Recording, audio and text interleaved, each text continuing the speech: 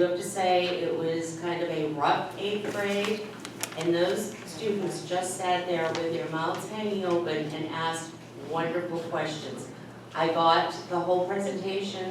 I talked to Chief Krause. He thought it was great, but he did not have the staff in order to present it. So I honestly have to say, having worked with a student resource officer, I am all for it, and I think that it's important to have a person in the building. So thank you, Chief Krause, for adding it. All right, at this point, I'm going to call Ms. Penn.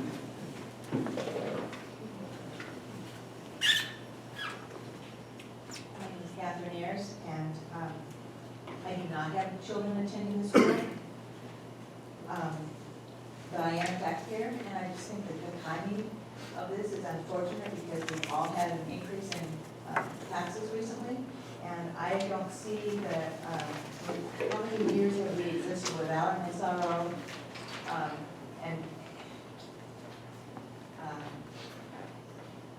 I went to a high school, admittedly several years ago, but my graduating class was 1.5 times what the entire school population of Duluth.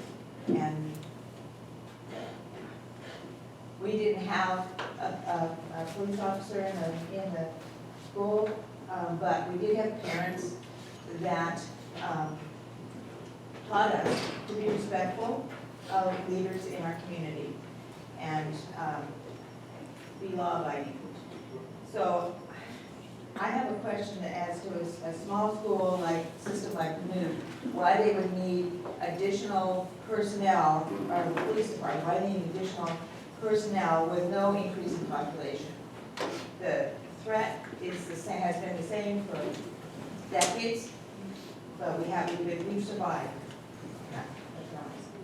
Thank you.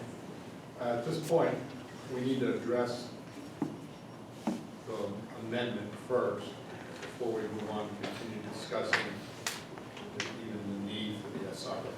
Do you want to address the amendment or the need? Do you want to address the need? Okay.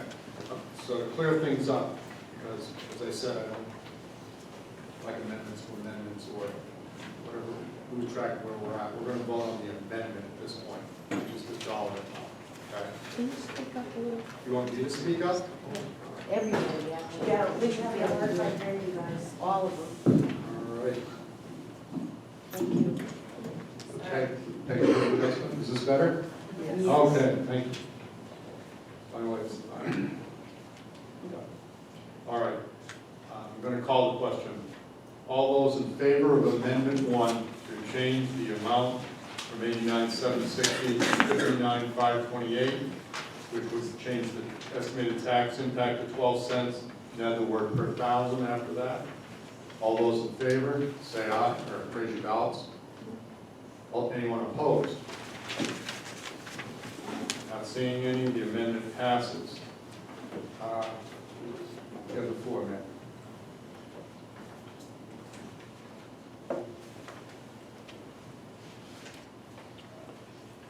Sharon Gazer, I do work in the school system, and I do see Chief Krause and his staff here every day.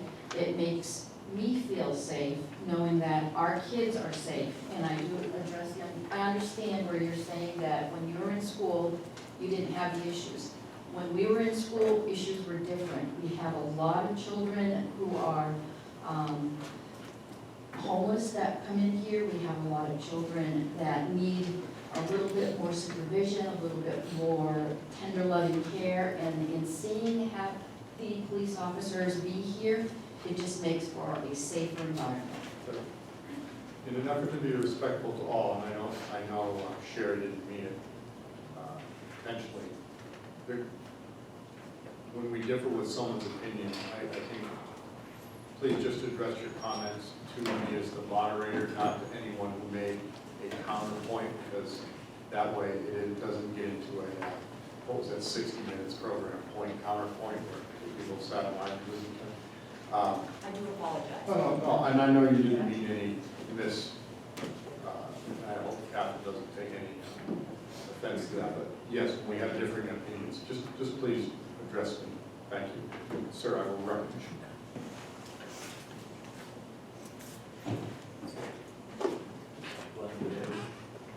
Well, part of the justification for this was to sustain the DARE program, but you wouldn't have to do very much Googling to find that lots of studies have said it was ineffective, and that's why it kind of went into decline. So I don't feel like paying for something ineffective. And a relationship with the police, I mean, the lawyers will tell you never speak to the police, let alone develop a trust with them. So, I don't do criminal law. yeah.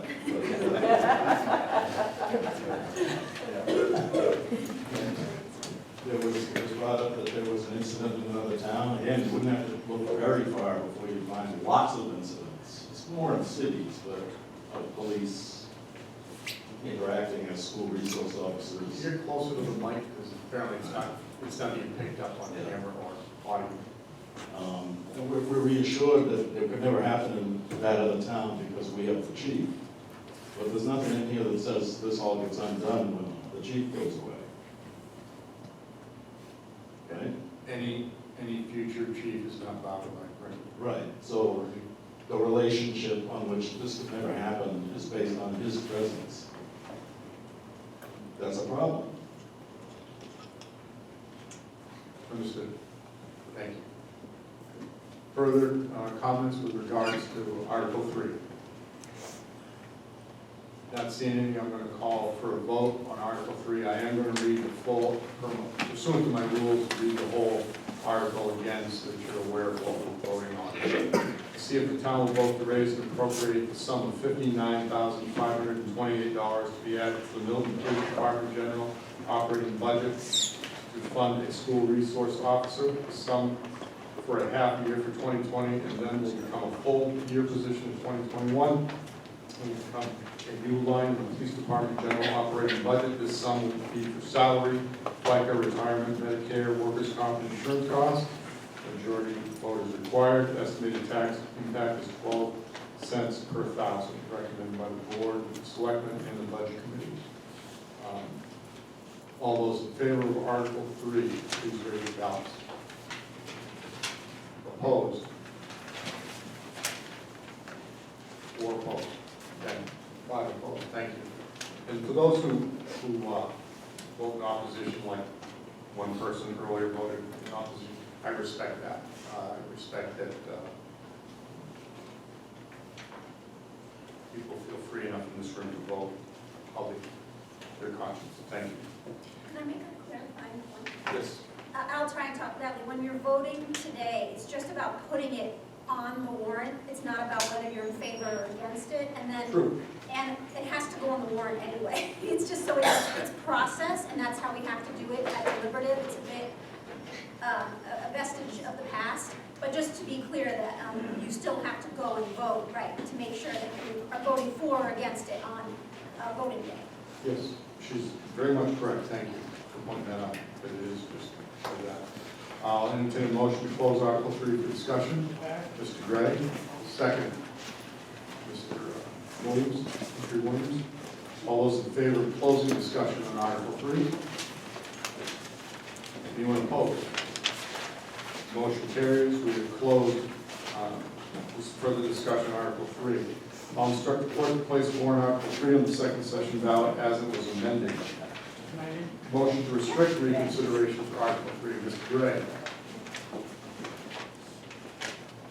Second by Ryan. All those in favor of restricting further reconsideration to Article 3? Opposed? You have closed, you have restricted reconsideration for Article 3. Moving on to Article 4. To see if the town will vote to establish a contingency fund for the current year for unanticipated expenses that may arise and further raise $41,166 to go into that fund in accordance with RSA 3198A. A detailed report of all expenditures in the contingency fund shall be made annually by the Board of Selectmen and published within their report. Any appropriation left in the fund at the end of the year will lapse to the general fund. This appropriation will be funded by transfer from the unassigned fund balance, and no additional amount will be raised by taxation. Majority vote is required. Estimated tax impact is 0. Been recommended by the board of selectmen 3-0, recommended by the budget committee 7-0. Is there a motion to open Article 4 discussion? Mr. Gray, seconded. Mr. Humphrey Walls. Humphrey. Thank you. Wow. Twisted. All those in favor of opening Article 4 for the discussion? Anyone opposed? Not seeing any. Article 4 is open for discussion. The moderator recognizes Ryan Tebow to speak to the article. First, I'd like to make a motion for an amendment. And that would be, At the end, after the words, no additional amount will be raised by taxation, new statement be added. If this warrant article is approved, then the operating budget shall be reduced by $18,000. okay, the microphone so everyone hears. He'd like to add after Raised by it's taxation. raised by taxation, the words, if this warrant article is approved, then the operating budget shall be reduced by $18,000. Is that correct? That's All correct. right. So I have an amendment on the floor. Is there a second? Aaron Hutchins seconds the amendment. Discussion to the amendment. I wanted to speak overall to the article because it gets right to the dollars and cents and the why. I'd like to speak to the amendment first.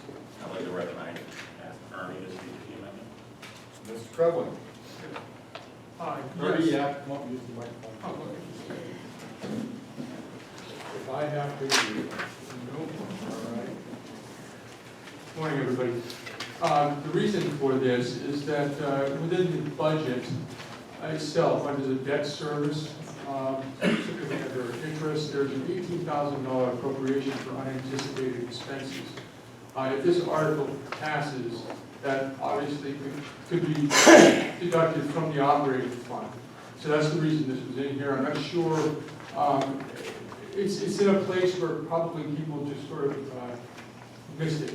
So we wanted to make sure that we, if this article actually passes, it deducts $18,000 from the general operating fund, and that represents about 4 cents per thousand. Per thousand. So that will the word per thousand be part of the amendment? Oh, no, not multiple amendments. All right, further discussion on the amendment?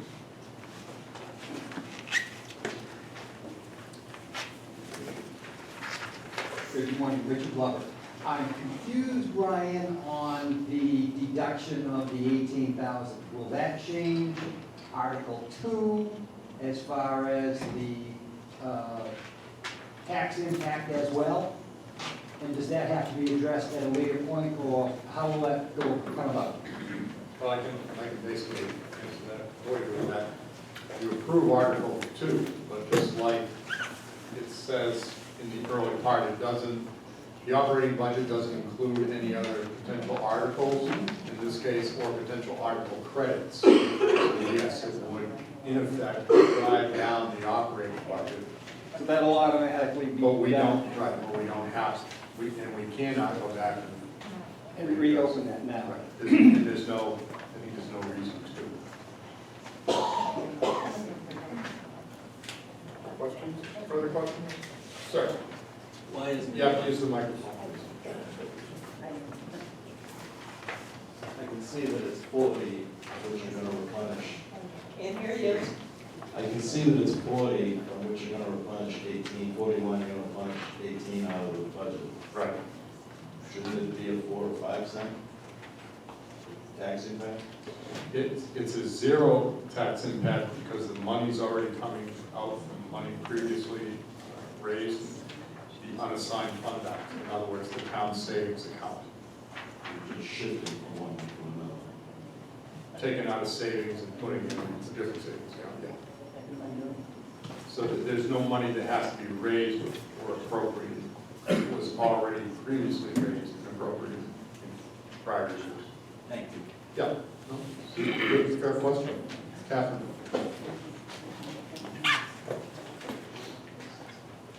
I have a question. Have we had a shortfall before in the town budget and operating budget, and if so, how is that handled? If there would be a shortfall? You mean like we didn't spend all the money that we appropriated? No, if we needed to spend more than the slush fund. If that's, That's,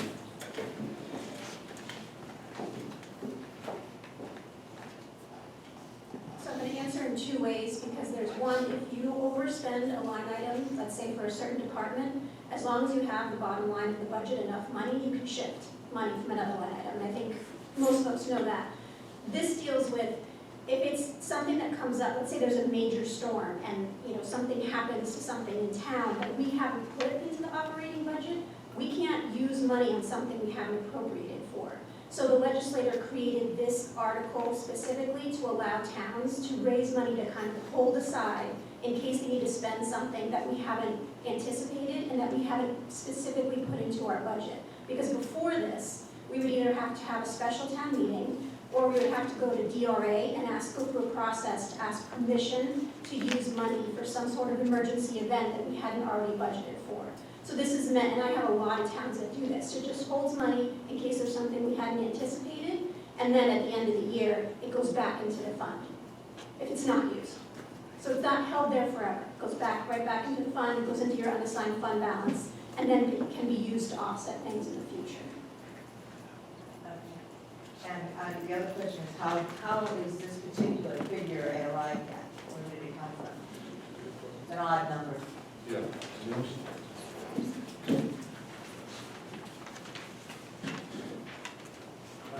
It's 10% of the operating budget less financing, principal and interest charges. And that's essentially what it is. I actually have the calculation that I can put on the voters' information guide when that's done. But that's it's 10% of the town, county, school less debt expenses. And then you take 10% of that. And one more question, if it's not spent, I'm pretty unclear as to how the leftover funds are used. I see some of them swept into this account and that account, but I don't see it returning to the taxpayers. So I'm just kind of wondering what's the policy within the city as dealing with money left over at the end of the year? So there was a policy that was adopted back in 2012. It didn't really have a lot of detail to it. Basically said that the town would maintain a fund balance between I think it was 5% and 17%, which is the DRA has recommendations, and then generally except for the county board principals have different recommendations. But they chose that spread. What the selectmen are looking at, they just discussed this at their last meeting, is narrowing that amount to between, it was 8 and 14%. The auditors recommended to keep 10% fund balance. So right now, your fund balance, this gets confusing, so I'm just going to use the DRA figures. And this figure isn't real cash money, this is receivables and all kinds of things. They use $2.1 million to allow the town to buy down or adjust the tax rate in a couple of different ways. At the tax rate setting, the selectmen have the authority to choose that. During the town meeting process, you see some warrant articles that are funded by transfer from the unassigned fund balance so that you don't raise additional taxes. So the money goes back to the taxpayer in those ways. So that's what they're looking at. And again, they're looking at a fund balance. They're going to have a public hearing on that coming up in a couple of weeks to narrow that, to put it down around 10%, which would take it from the 2.1. It's actually going to be around that at the end of this year when we return the money, to try to get that down to about 1.4. So that's essentially it. And that money lapses at the end of the year, it goes back into the general fund. And then it's divided out into several different categories. But the unassigned fund balance is that money that's left it's liquid, that can't be used for, I mean, they can be used for any purpose. Some of the other ones are restricted. So does any of this money left over get used in the calculation of the millage rate? There is some that has been used this year. There's approximately $360,000 between the warrant articles that have been presented to me and then what they're proposing to use a tax rate set, which again could change based on what comes back this year. So yes, in this one, they are proposing between the warrant articles and the tax rate set use of about $360,000. And they'll be proposing, I think, to use more fund balance because it's there for a couple of other warrant articles that come up during the course of this meeting. Okay, so the amount of money that's left over after the 2019 year, operating year, is either going to be used with the warrant articles that are on the ballot or returned to the taxpayers by calculation of the 2020 millage rate, is that correct? Yes.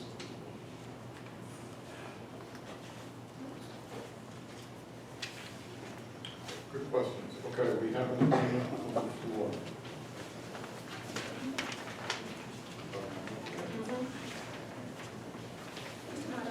Yes.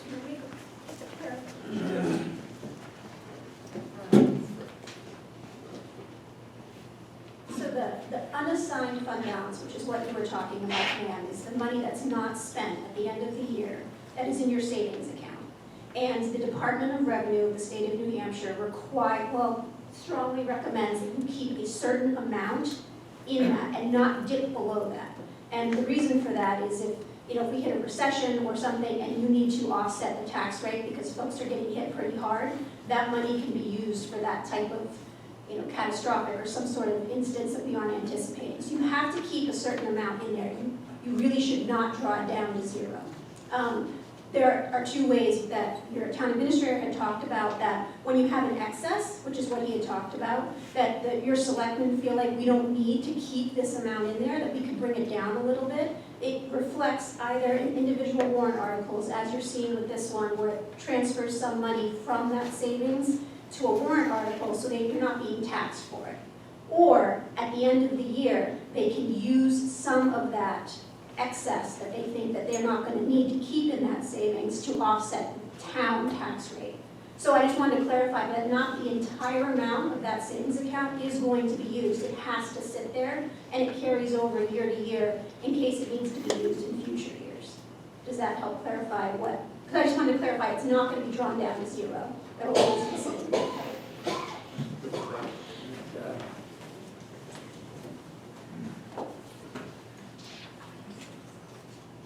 More information, same topic. There's an organization called GOFA, Government Finance Officers Association. Their recommendation is between 16.5 and 16.7 of the figure. We are running on the low end of that. GOFA also recommends a 12% set aside for contingencies and other revenue drawdowns. If you read the top of page 3 of 9, you will see the phrase appropriation left in the fund at the end of the year will lapse to the general fund. If you review the materials from the trustees of the trust funds, you will see that our interest that we are receiving on our money ranges from something like about 2.09% on up to 16 and change, 6.15, which is a Templeton global bond market. So every time money comes back into the town budget or at the end of the year, that money is available to go into our own fiscal accounts, earn money through 3 Barings, which is our municipal investor. If it is necessary to draw money down, that's where that money can be taken. The selectmen are in the process of tightening the use, I believe, of the fund balance to draw down the taxes. But that's something that is always negotiable And again, the high number is 16.5%. We are much below that. If you go to the internet, you can check out multiple states and their use of the fund balance reserves. Okay, we're going to vote on the amendment at this point. That would be adding to the end of this wording afterwards, raised by taxation, the words, if this warrant article is approved, then the operating budget should be reduced by 18,000. All those in favor of the amendment? Anyone opposed to the amendment? The amendment passes. Is there a second amendment? No one wants to amend for 1,000? Since it's zero, we didn't think it would be necessary. They didn't. All right, that's fine. It's your meeting. Sir, you have the floor.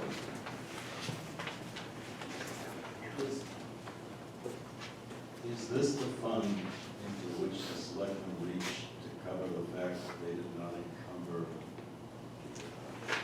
NIAID?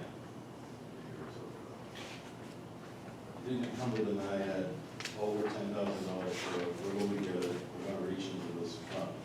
Is this the fund? No. It was an emergency fund.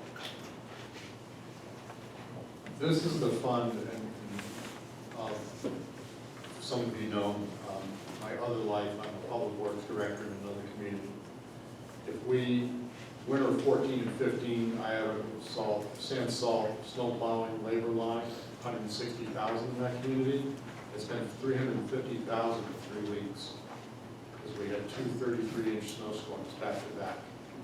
There was zero money that had been raised or appropriated by the taxpayers to actually pay for that. So that money came from police, fire, no trees being removed, no sidewalks being repaired, no roads paved, a few other things. If this community was hit with, for instance, was it 88, 98, we had 98, we had the ice storm, that probably took a copious amount of salt to remedy that situation. There was also probably a lot of tree clearing that had to go on. If you tighten the municipal budget, there is no place for those kinds of emergencies. If I were in their position, this is where I would go buy that extra salt or hire that extra crew to take care of those trees. That's the size of the fund balance, it's several times said that this association or the DRA or somebody recommends a certain amount. Are we under any obligation to follow their recommendations? Would we not go with a lower amount and give us lower taxes? It depends on whether or not how averse you are to risk. Yeah. And when you elect the 3 selectmen, you allow them, and through their mandate, administrative assistant, to determine what is the best corporate practice for the town. So that's a question for candidates now. Correct. 10% is appropriate, or whether we could live with 7.5. Correct. And thus lower taxes. Right. Thank you. Yeah, good question. Okay. Are there any other amendments to Article 4? Not seeing any, I'm going to move along then and call for, let's see, what would I do? You read it. Yeah, close for discussion and then, okay. Motion to close Article 4 for discussion made by Ms. Brown, seconded by Mr. Gray. Ms. Brown, that would be Karen Brown. The other Karen. All those in favor of closing Article 4 for further discussion, please ballots. Anyone opposed? Not seeing any, we have closed Article 4 for discussion. I'll instruct the clerk to place warrant Article 4 on the second session ballot as amended. Is there a motion to restrict reconsideration of Article 4 by Mr. Gray, seconded by Karen Brown? All those in favor of restricting reconsideration of Article 4, raise your ballots. Anyone opposed? We have the restricted reconsideration for Article 4. Moving on to Article 5. I have to remind people of the brevity issue. We do have a lengthy article list this year, 25. Remember, the school portion starts at 1. So I'll be moving you along. Article 5, operating tax credit for service-connected disabilities. Shall the town vote to adopt RSA 72:35, Roman 1A for optional tax credit of $2,500 on residential property for a service-connected total 100% disability on residential property occupied as the principal place of abode by the disabled person or the surviving spouse. The optional tax credit for service-connected total disability shall replace the standard tax credit in its entirety and shall not be in addition thereto. Majority vote required. Estimated tax impact is 10 cents. Recommended by the Board of Selectmen 3-0. Recommended by the Budget Committee 7-0. Is there a motion made to open Article 5 for discussion? Ms. Brown, seconded by Mr. Dennis Woods. All those, I have to remember whose order I'm talking about. Next time I'm going to get you guys to sit in a certain order. All those in favor of the motion to open Article 5 for discussion? Opposed? We have Article 5 is open to discussion. The moderator recognizes Aaron Hutchins to speak to this article.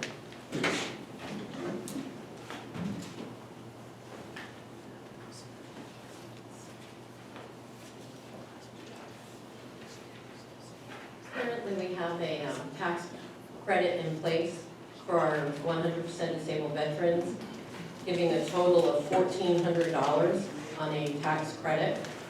And I'd like to see that raised to $2,000 for the 100% disabled veteran and a $500 veteran credit, bring the total to $2,500. It's got a tax impact of 10 cents per thousand. And I think it's something as a community that we owe all of our veterans, especially 100% disabled.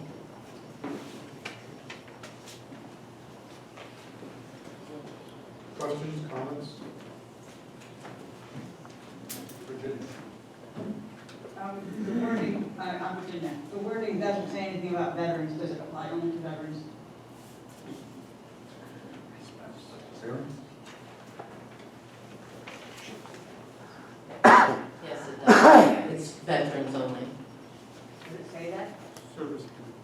Service connected, which would be military service. Okay, it would be nice if it were more clear. So it does not apply to others who are 100% disabled. That's correct.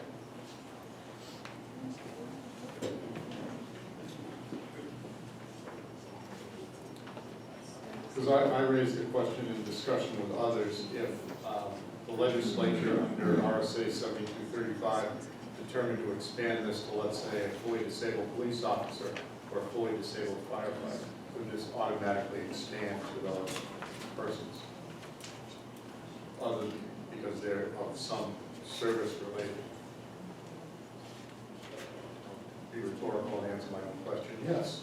It would.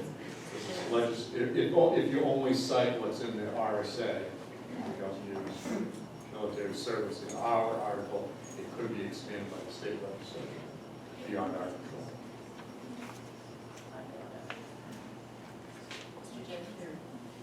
Ms. Hurd. I did look You up the. have to use the microphone. I'm just gonna mess it up for you, sir. I do what I'm saying. Sorry, I am so short, but you know, hey. I did look up the RSA and it specifically states the word veteran, so I don't know if they do expand it. Mr. Jacobs does have a good point that if they expand it and we don't have the actual word veteran in there, then it could relate to fallen police officer, fallen firefighter, so.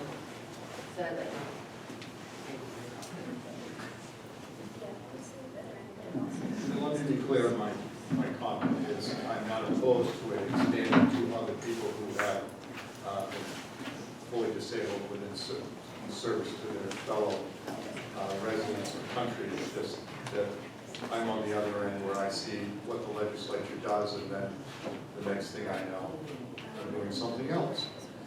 Because in their infinite wisdom, either added or deleted words. So, I mean, it's up to those who propose whether we can verify the article or let the article. Right.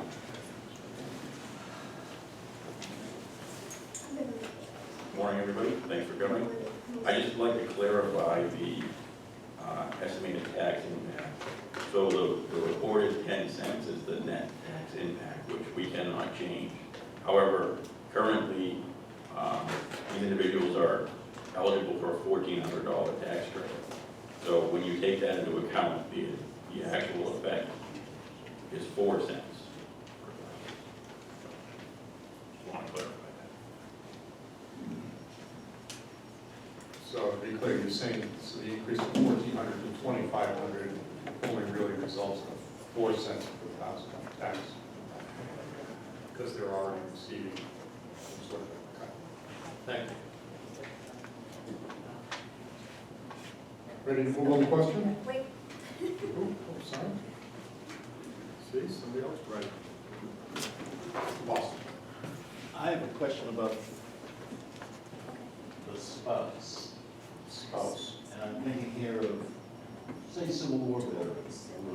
There were occasions where there were like 80-year-old guys marrying 20-year-old girls, and then we'd be on the hook for 60 years for the spouse. Should the spouse be in there? If the veteran dies, then we own the spouse too, who did not serve? That's the way it's written, the law. Yeah. Well, so you're just adopting what the state law is wholesale. You don't get to sort of say. There were a lot, right, the way it's written, and right, the definition in terms of Robert, as stated or outlined under RSA 72:35. we have to either adopt it like that with the surviving spouse or not at all, because of the way the state law is written. I'm just thinking they were paying pensions to spouses like well into the 60s and 70s of Civil War veterans.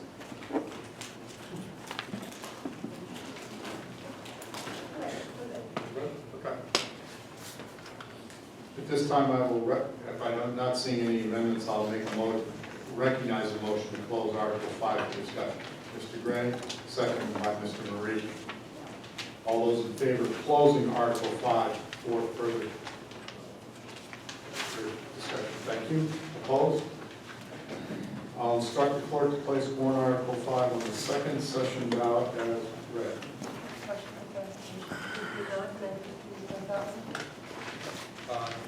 I didn't think there was a motion to amend it for 1,000, as much as a clarification to say that the total tax impact of all the disabilities that we would pay out is 10 cents, but in actuality it's 4, because they're already receiving something. They're already receiving a portion thereof. So I didn't see that as an amendment, nor did I recognize anyone as an amendment. Chris, I think it's gotta be one way or the other. We say that it's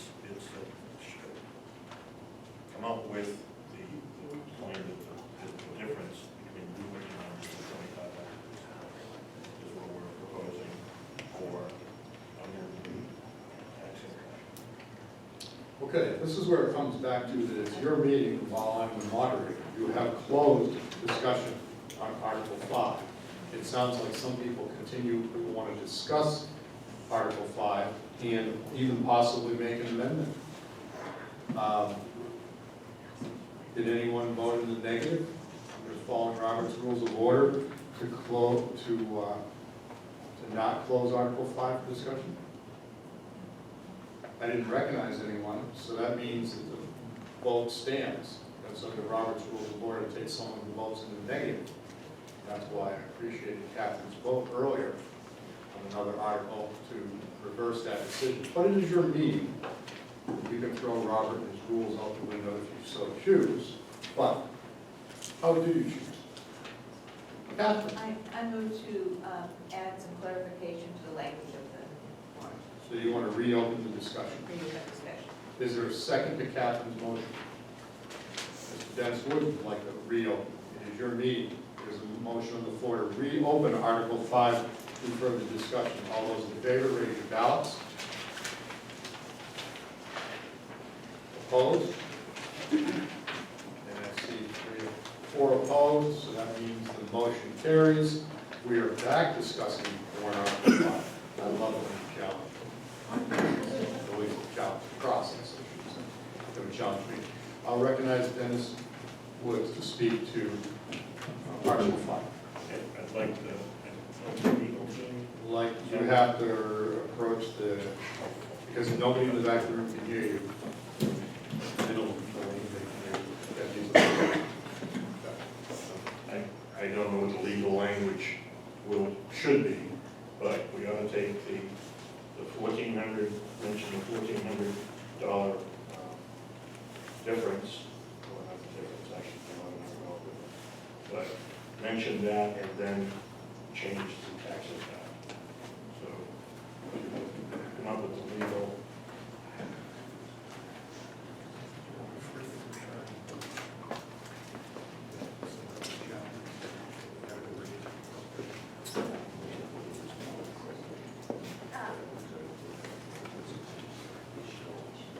Yeah.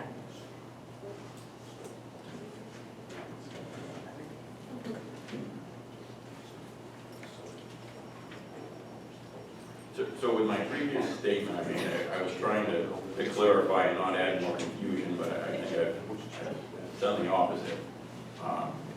These figures that we report, we have to report the net impact on the tax rate. So that by saying 4 cents, it's not the true net impact on the tax rate. That's the difference of what currently is already impacted on the tax rate versus what this change is. So I don't see how we could legally change our estimated tax impact from net to the difference.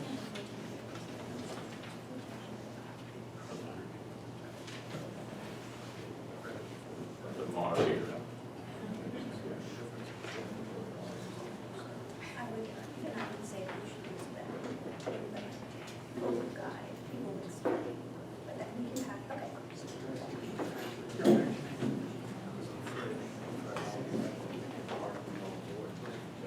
So by state law, we have to, in this tax credit article, we have to state what the full amount is. So if we change that, DRA is gonna say, no, and disallow the whole thing. So what we can do, and I just talked with the town administrators, in the voter guide, explain sufficiently and accurately what we're dealing with from the 1,400 to the 2,500, so that will be clear. And as to the tax rate, because we're tied to the 2,500, we have to report the tax rate as the total effect on the tax rate. And then also that this body, as a legislative body, couldn't amend the tax rate anyhow, only the select board could do that, so we would have to have a vote. But I would recommend we not do that, because I fear that would not be in line with what the DRA regulations and state law requires about how we report on tax credits. But I see your point. It is confusing, so we will endeavor to explain that in the voter's guide. Okay, so here's my issue. I'm concerned with the voters who don't read the voter's guide. And they just step into the booth and they're reading the article. And as much information as we can get in there, possible, I think is valuable to people. Don't have to force them to read 2 different resources. So if we can't come up with a couple of words to add the fact that we already appropriate $1,400 to $2,500 in this warrant article, then you're forcing people to read 2 different resources. And I think that's not fair to the voters. I have to recognize this lady first, and then Foster the other.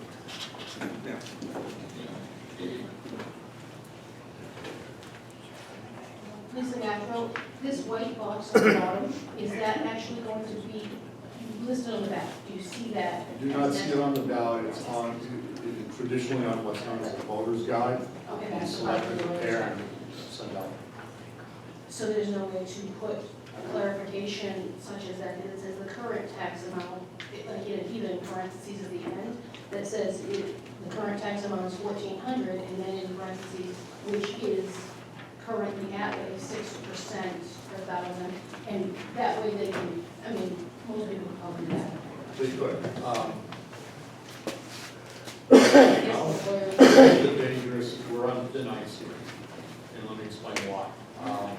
The Department of Revenue Administration dictates certain language and ways articles can be written.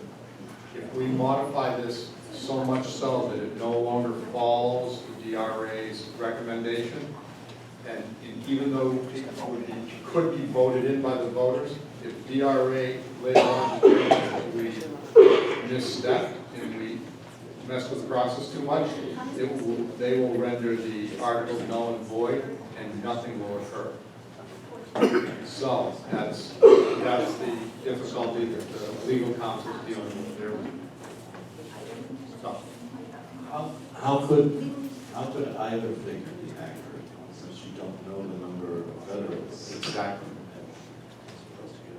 Because someone could move into town tomorrow and Or over it's all 100 people. Exactly. Right. We could be imagining for disabled veterans. Probably not, because pretty much all 254 communities offer some form of disability. But we're offering increases. Yeah, and to be honest with you, we're probably, I know we're behind this. We're playing catch up here to other communities. But it still remains that 10% or 6%, neither of these is accurate, it depends on the number of veterans. And it also depends upon what the new appraised value of the town is next year, where we actually set the mill rate. So as every new house gets added, or pitching gets improved, the tax rate is just that, it's a floating number. I'm glad you recognize that it's as of a certain date, a certain time, that's it. Mr. Marie? Says estimated. Yes, that's why it was good work. Working.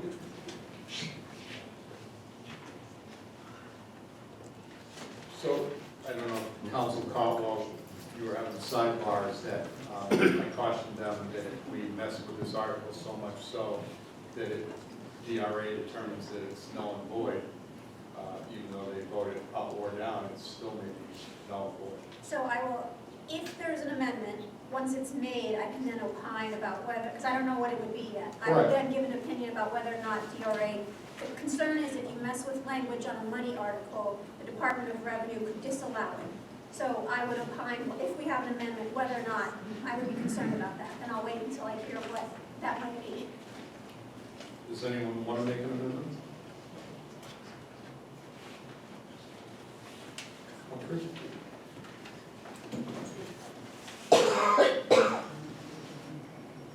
Humphrey Williams. I make the amendment that we add the words to change from the current $1,400 for veterans credit to the $2,500. As I said, I'm making the motion to change the wording so that we put in that this will change from the current $1,400 for veterans credit to $2,500 for veterans credit.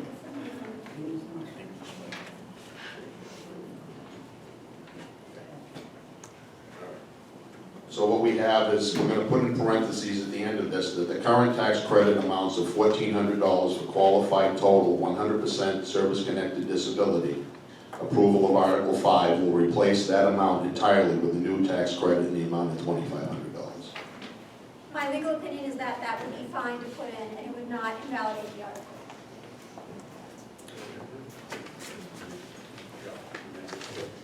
So we have an amendment on the floor. Humphrey Williams has made the amendment. Is there a second to the amendment? Mr. Gray. All right, so to clarify, and I'll reread it. So they wouldn't change the wording that you see up ahead. What they would do is add the first line, first two lines over to here, to the end of that article. Well, between there two and majority vote requirement. That's what it would have to be. Is that clear as much? Okay. Ms. Smith says it's clear. So, She says. All right. Voting on the amendment. There's no further discussion. All those in favor of the amendment, raise your cards. Anyone opposed? The amendment passes. I'll instruct the clerk. Well, is there further discussion? Did the per thousand get added? No. 4,000. Per thousand. No, nobody's made that motion or that amendment. I'll make it. Marie, you'd like to add the words per thousand after 10 cents? Is there a second to Mr. Marie's motion? Mr. Gray? Discussions with respect to the second amendment to the Article 5. Not seeing any, I'll call for a vote for on the second amendment to Article 5 to add the word per thousand after 10 cents. All those in favor, your head is raised your ballots. Thank you very much. Anyone opposed? Now to the second amendment, Article 5. All right.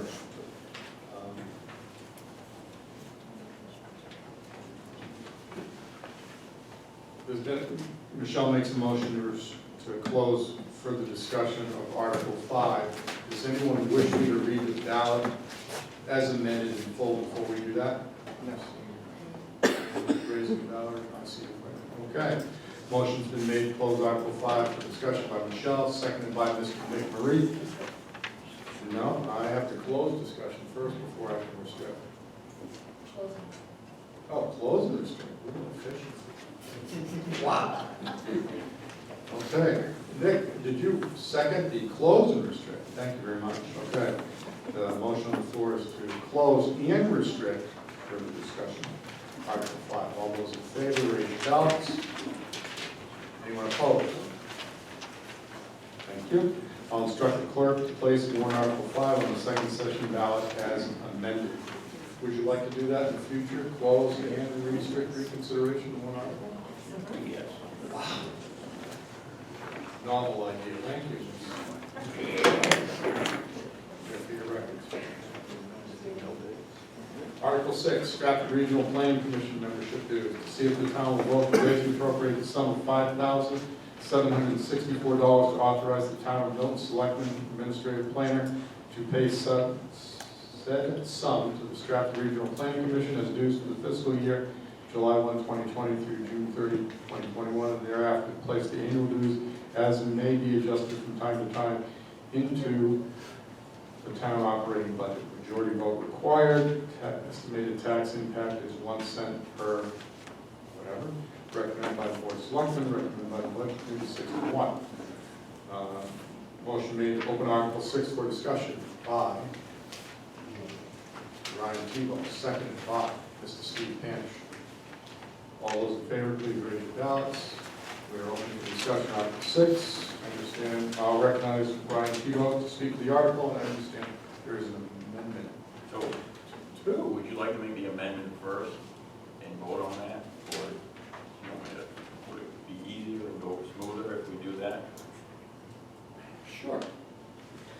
I think Amendment 1 is to eliminate the word Change the word. two, instead of two operating budget, the operating budget. And also add per thousand. Per thousand. Wow, we're multi, Brian's made the motion, Nick Marie seconded. So we have amendments on the floor for Article 6. Further discussion?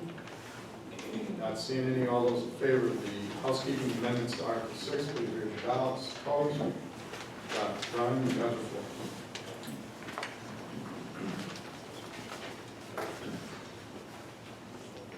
The town of Milton falls within the service areas of Stratford Regional Planning Commission, but has not been a dues-paying member for a number of years. Stratford Regional Planning Commission provides technical assistance in the coverage area in a number of different programs.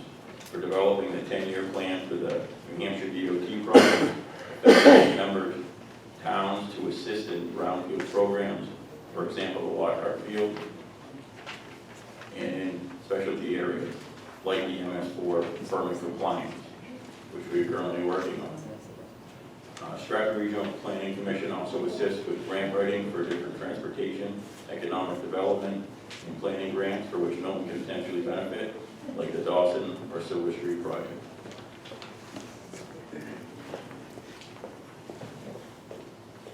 Anyone else? Mr. Finch? I'd like to point out that membership with the Planning Commission gives us a discount on their services. We've been using their services anyway, but at an undefrayed rate. So it'd be nice to be able to get that rate at a discount. And we have used them quite a bit. Conservation Commission in particular has used them for quite a few things, and that's part of our budget.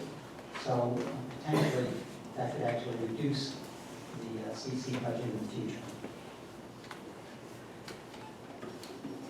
Questions, comments, considerations with respect to Article 6? Not seeing any. Entertain a motion to close Article 6 for discussion and further to restrict reconsideration of Article 6. Mr. Penish makes it, seconded by Mr. Tom McDougal. All those in favor of that motion? Anyone opposed? Thank you. I'll instruct the clerk to place warrant Article 6 on the second session ballot as amended. Moving on to Article 7. To see if the town will vote highway and road reconstruction fund. To see if the town will vote to raise and appropriate the sum of $350,000 for the purpose of highway and road reconstruction, maintenance, repairs, repaving, and reconstruction of Class 4 and 5 highways. That amount will be partially offset by revenues from the New Hampshire Highway Block Grant, estimated to be $134,000. This will be a non-lapsing appropriation per RSA 32:7, Roman numeral 6, and will not lapse until the road work is completed for the 2021 period as determined by the Public Works Director as and/or his or her designee, or by December 31, 2021, whichever occurs first. Voting vote required. Estimated tax impact is 71 cents. Recommended by the Board of Selectmen 3-0. Recommended by 3-7-0. Motion made to open Article 7 for discussion by Nick Marie, second by Tom Gray. All those in favor, please raise your ballots. Open. Opposed? We are open to discussion. The moderator recognizes Aaron Hutchins to speak to the article. Can I make an amendment? Amendment, sir. To add the words per thousand on the estimated tax impact. Is there a second?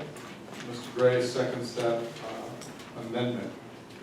It's a housekeeping amendment. Anyone wishing to speak to the amendment? All that? Seeing none, I'll call for the vote. All those in favor of Amendment 1 adding per thousand? Opposed? The article is amended. Aaron?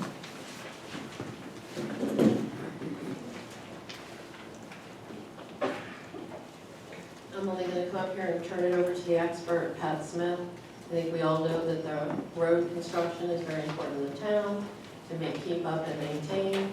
Since I have limited knowledge on road construction, I recognize Pat Smith.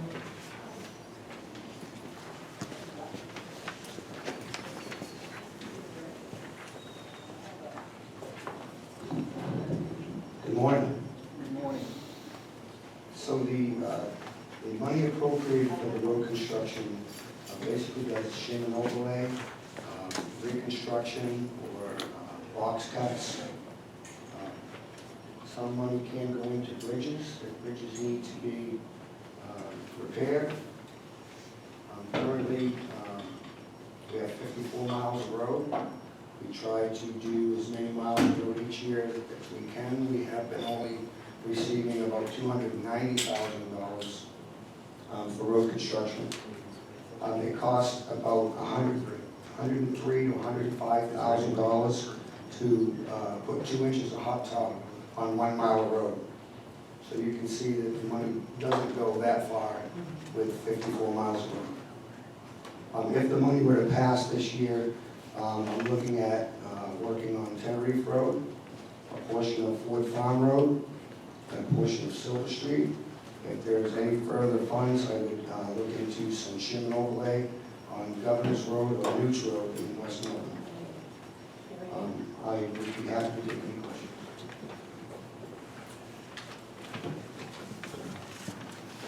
Does anyone know what the current fund balance is for this particular fund? Other monies prior roughly? I believe it's approximately 223,000. That's in the capital, in the road construction line, and that was due to, we held 200, we were supposed to hold 250,000 for a project that we were looking at trying to do on Silver Street and Dawson Street drainage. That project is $1 million to $1.5 million, so we're trying to find funding. I left that there for a grant. We're trying to get a grant that we didn't get. So that's the balance right now. Questions, comments with respect to Article 7? Kathy?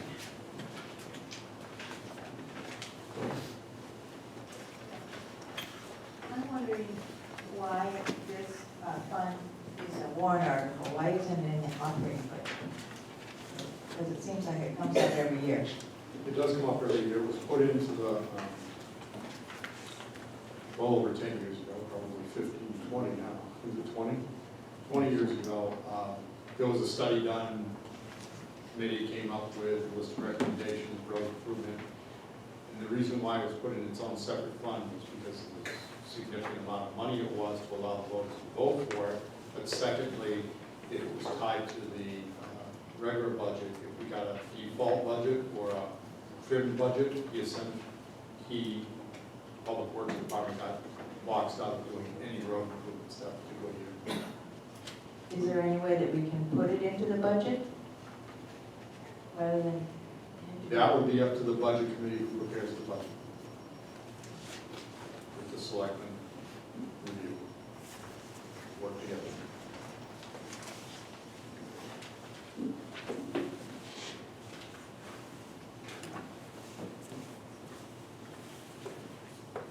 The warrant article was originally put in because of the trust or mistrust from the Board of Selectmen not using the money for roads and then putting it in the general fund and slushing it.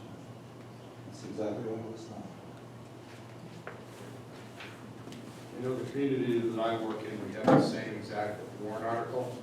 It was also done for the reason that in the past, the highway revenue money that comes in, $134,000, in past years, it would go into the general fund and to be spent on fire protection, street signs, any number of things, but never for paving. So in this way, it was done to designate it strictly for paving. Anyone else?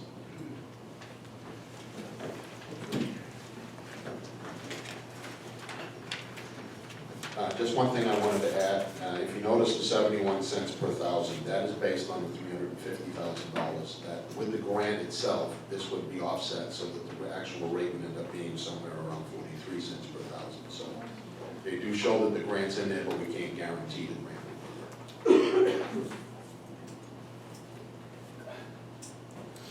Good point, thank you. Seeing no further questions, comments, amendments, I'll entertain a motion to close Article 7 for discussion and restrict its further reconsideration. Mr. Gray, seconded by Mr. Panish. All those in favor, raise your ballots. Anyone opposed? Not seeing any, I'll instruct the clerk to place warrant Article 7 on the second session ballot as it was amended.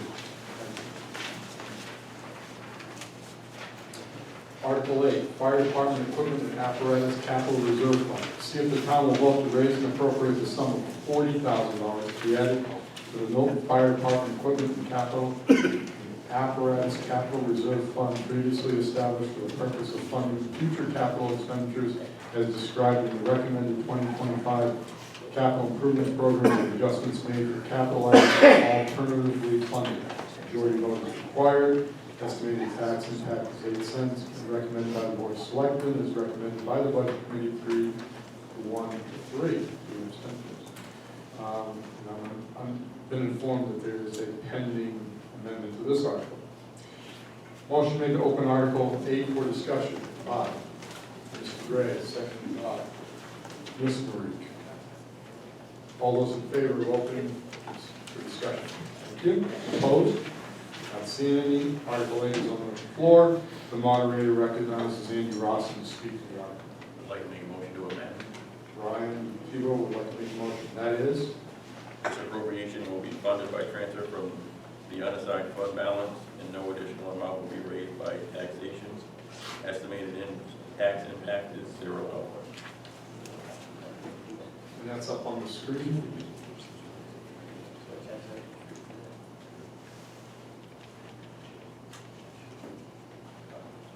Did your motion also change the tax impact to 0?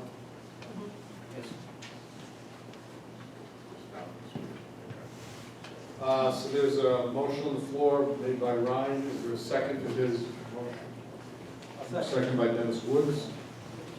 We're discussing the amendment. And that is to take the money from the unassigned fund balance.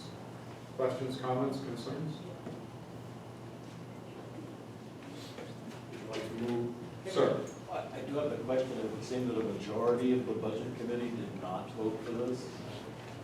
Correct. Is there any explanation? Does the budget committee have an explanation? Comfort.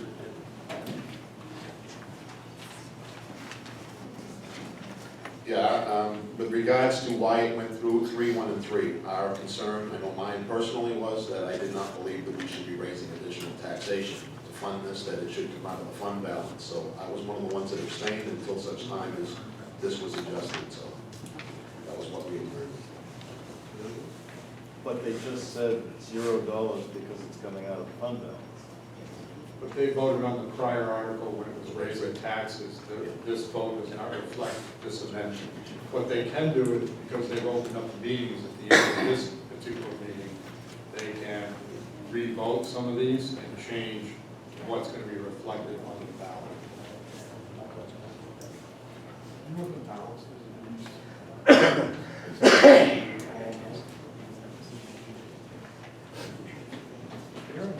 Everybody's got something else. Catherine?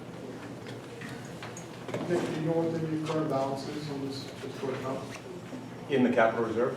No, well, yeah, what, if we're adding to it, what does the fund currently have? Approximately just under 100,000. Okay. So, can I just make a recommendation we go over the amendment before we get into much discussion about the article itself or clarification? Do you want to speak to the amendment, Catherine, or the whole article itself? Okay. So the Do you have amendment, an explanation about this change? So there's enough money in the fund balance to fund this warrant article, which is why the change is being made. And that was only discovered past week or something? well, I'll explain a process question, or a process. These articles are always come up with September, October timeframe, because we move them through and have public hearings on them. And the unassigned fund balance, until you reach the end of the year, i.e. when we're determining how much to offset property taxes or determine what the balance of that fund is, isn't until late in the process. So sometimes all the information isn't there.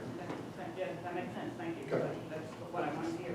It's like, do you put your new tires on a credit card or do you take them out of the savings account? We all go to the same thing. Most of the time it's on the credit card. Sad to say, but, yeah, well, point of order, yeah, someone asked it, we just. This time I'm going to call for a vote on the amendment to the article, and it's as appears here on the screen. This appropriation will be funded by transfer from the unassigned fund balance. Understand that the estimated tax impact then will be 0. All those in favor? Raise your ballot. All those opposed? The amendment passes. Catherine, you have the floor.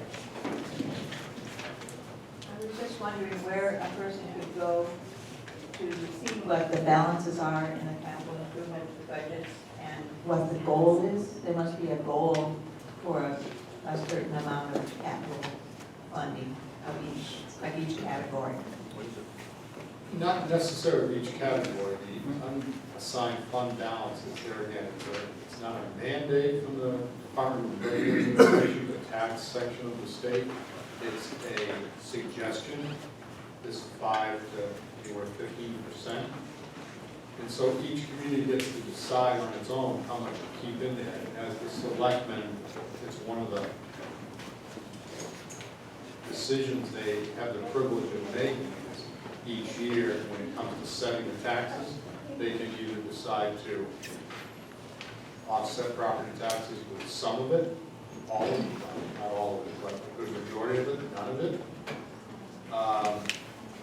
And or recommend that some of it get used to offset these types of articles. I know in the past, when I was a selectman, we never did this. We never used the unassigned fund balance for articles predominantly. We always just gave it back in the form of taxes, or tax, to hold the tax rate down. So, does that answer or not answer your question? It does. It is the selectmen's prerogative. So I think a lot of this information is in the capital improvement program itself, and a lot of this is discussed at the planning board meetings, because the planning board reviews all these projects and reviews the basically makes a recommendation, which is the capital improvement program to the selectmen, and then the selectmen take that recommendation and develop these warrant articles. So I think all the information that you're asking about and looking for is all in the capital improvement program itself and that document. So do the department heads have input into that? Do they have like long-term goals? Yes, so the department has You presented have this a new all. fire department, so it's usually, it's probably equipment goals then do they have? Right, so each department head will present their goals and where they're trying to go to for the next 5 or 6 years to the planning board for the capital improvement program. So is there a document anywhere that shows the balances in the capital? Yes. And would there be then a total amount to have in that fund to meet the needs of the department heads? Yes, And so is that fund or that goal is set by what that individual department head is trying to get to. So whether it be with equipment or buildings or whatever their capital improvement program projects are. So where would one go to look at that program? The capital improvement program document. It's right in the back. Which is, It's been back, okay. with a green cover on it. And another question I have is, I know that we recently, we're just about to put a different fire vehicle in place, and then another one is going to be auctioned off. How are those funds used? Is that going to go into the capital improvement fund No. for the fire department, or what happens when you sell a significant piece of equipment? That's going to go in the general fund. General fund, okay. Yeah.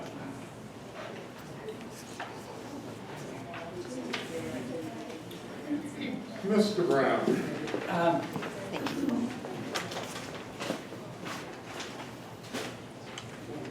I think it would be useful to have Nick speak to the various things which are required for equipment in the broadest terms for the fire department, which can include a ladder truck, which can include a pumper, which can include the replacement of air packs, for example. Many of these things are done by successful grant writing, but what you need to look at here is ways to come with the equipment and apparatus capital reserve fund previously established.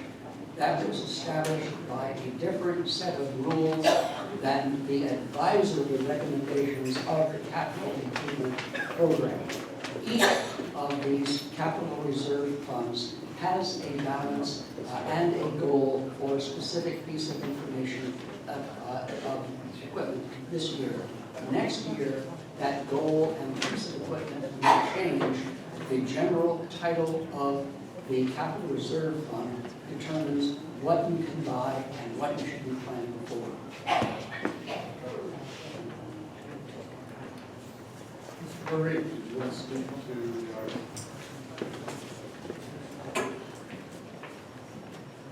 So the purpose of the fund is for equipment and apparatus, which is why we use the capital reserve fund that's been existing since 1997. But we tied it to the capital improvement plan, which has only been established for 3 years, 4 years. So the document in the back of the room with the green cover dictates what will be purchased from that capital reserve. Remember a couple years ago, there was a lease on the warrant article to replace engine 4. That failed. We bought the used pumper from Ashland last year, a year ago, and that kind of pushed engine 4 out a little bit. But eventually it still needs to be replaced. So we're putting away $40,000, which really isn't the correct amount, but it's an amount that hopefully will get us closer to where we need to be. With the anticipation of buying in 2021. Obviously, we won't have the cash in 2021. So if it gets approved to put on the ballot that year, it'll be a lease offset by whatever money is in the existing capital reserve fund. That makes sense? We were fortunate, as many of you know, we got a grant for the air tax, which we had been putting away money for. That's why we have a higher balance in the capital reserve than we would have otherwise. Any questions?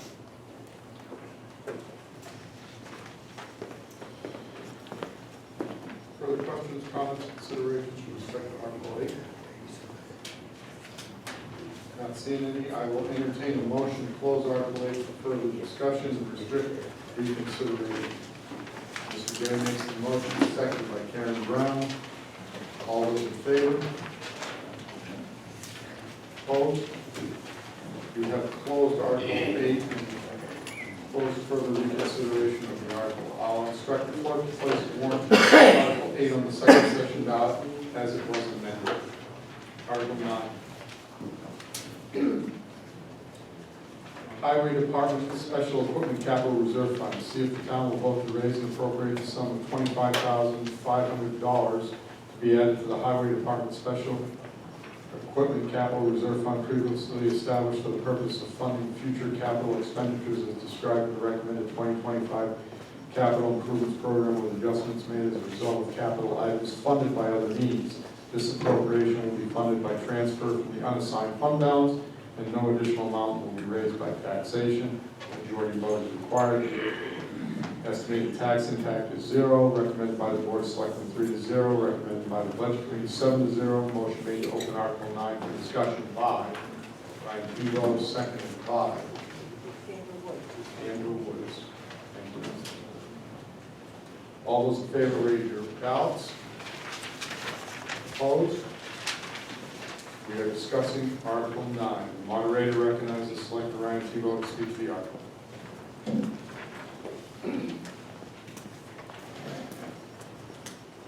Article 9, this will increase the balance of the Highway Department Special Equipment Capital Reserve Fund, which is utilized to purchase special equipment like sanders, skid steers, loaders, grader, snow blower attachments, etc.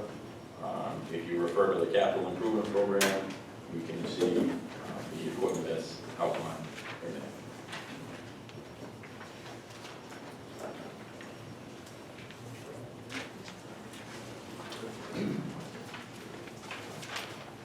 Questions, comments, considerations with respect to Article 9? Not seeing any, I'll entertain a motion to close Article 9 for further discussion and to restrict reconsideration of Article 9. Mr. Gray makes the motion. Mr. Woods, same as the last time. Seconds. All those in favor, raise your ballots. Opposed? Thank you. We have closed Article 9 and restricted further reconsideration. I'll instruct the clerk to place warrant Article 9 on the second session ballot as it was read. Article 10, the Highway Department Capital Reserve Vehicle Fund. See if the town will vote to raise and appropriate the sum of $23,000 to be added to the Highway Department Capital Reserve Vehicle Fund previously established for the purpose of funding future capital expenditures as described in the recommended 20 to 25 capital improvements program. This appropriation will be funded by a transfer from the unassigned fund balance, and no additional amount will be raised by taxation. Majority vote is required. The estimated tax impact is 0. Recommended by the Board of Selectmen 3-0. Recommended by the Budget Committee 7-0. Motion made to open Article 10 for discussion by Mr. Gregg. Seconded by Humphrey Williams. All those in favor of the motion, please raise your ballots. Opposed? We are open for Article 10. The moderator recognizes Selectman Aaron Hutchins to speak to the article.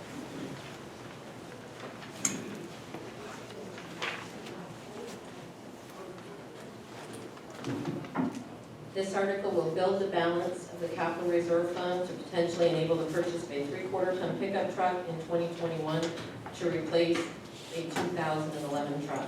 The vehicle would be used for plowing parking lots, short streets, hauling landscaping equipment, and building materials and other general duties. And I'm waiting to find out what the balance is currently on.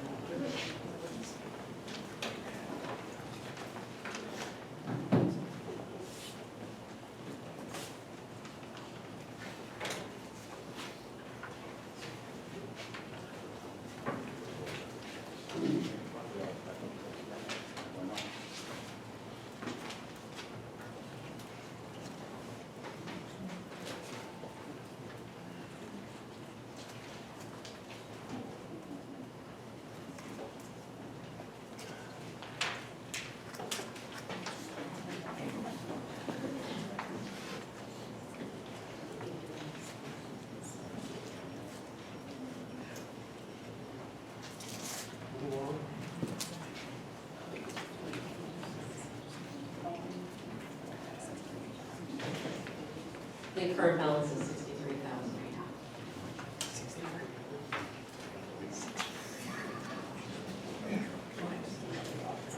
All right. Other questions, comments, considerations? It was the one. The wrong number? The current balance is $28,000.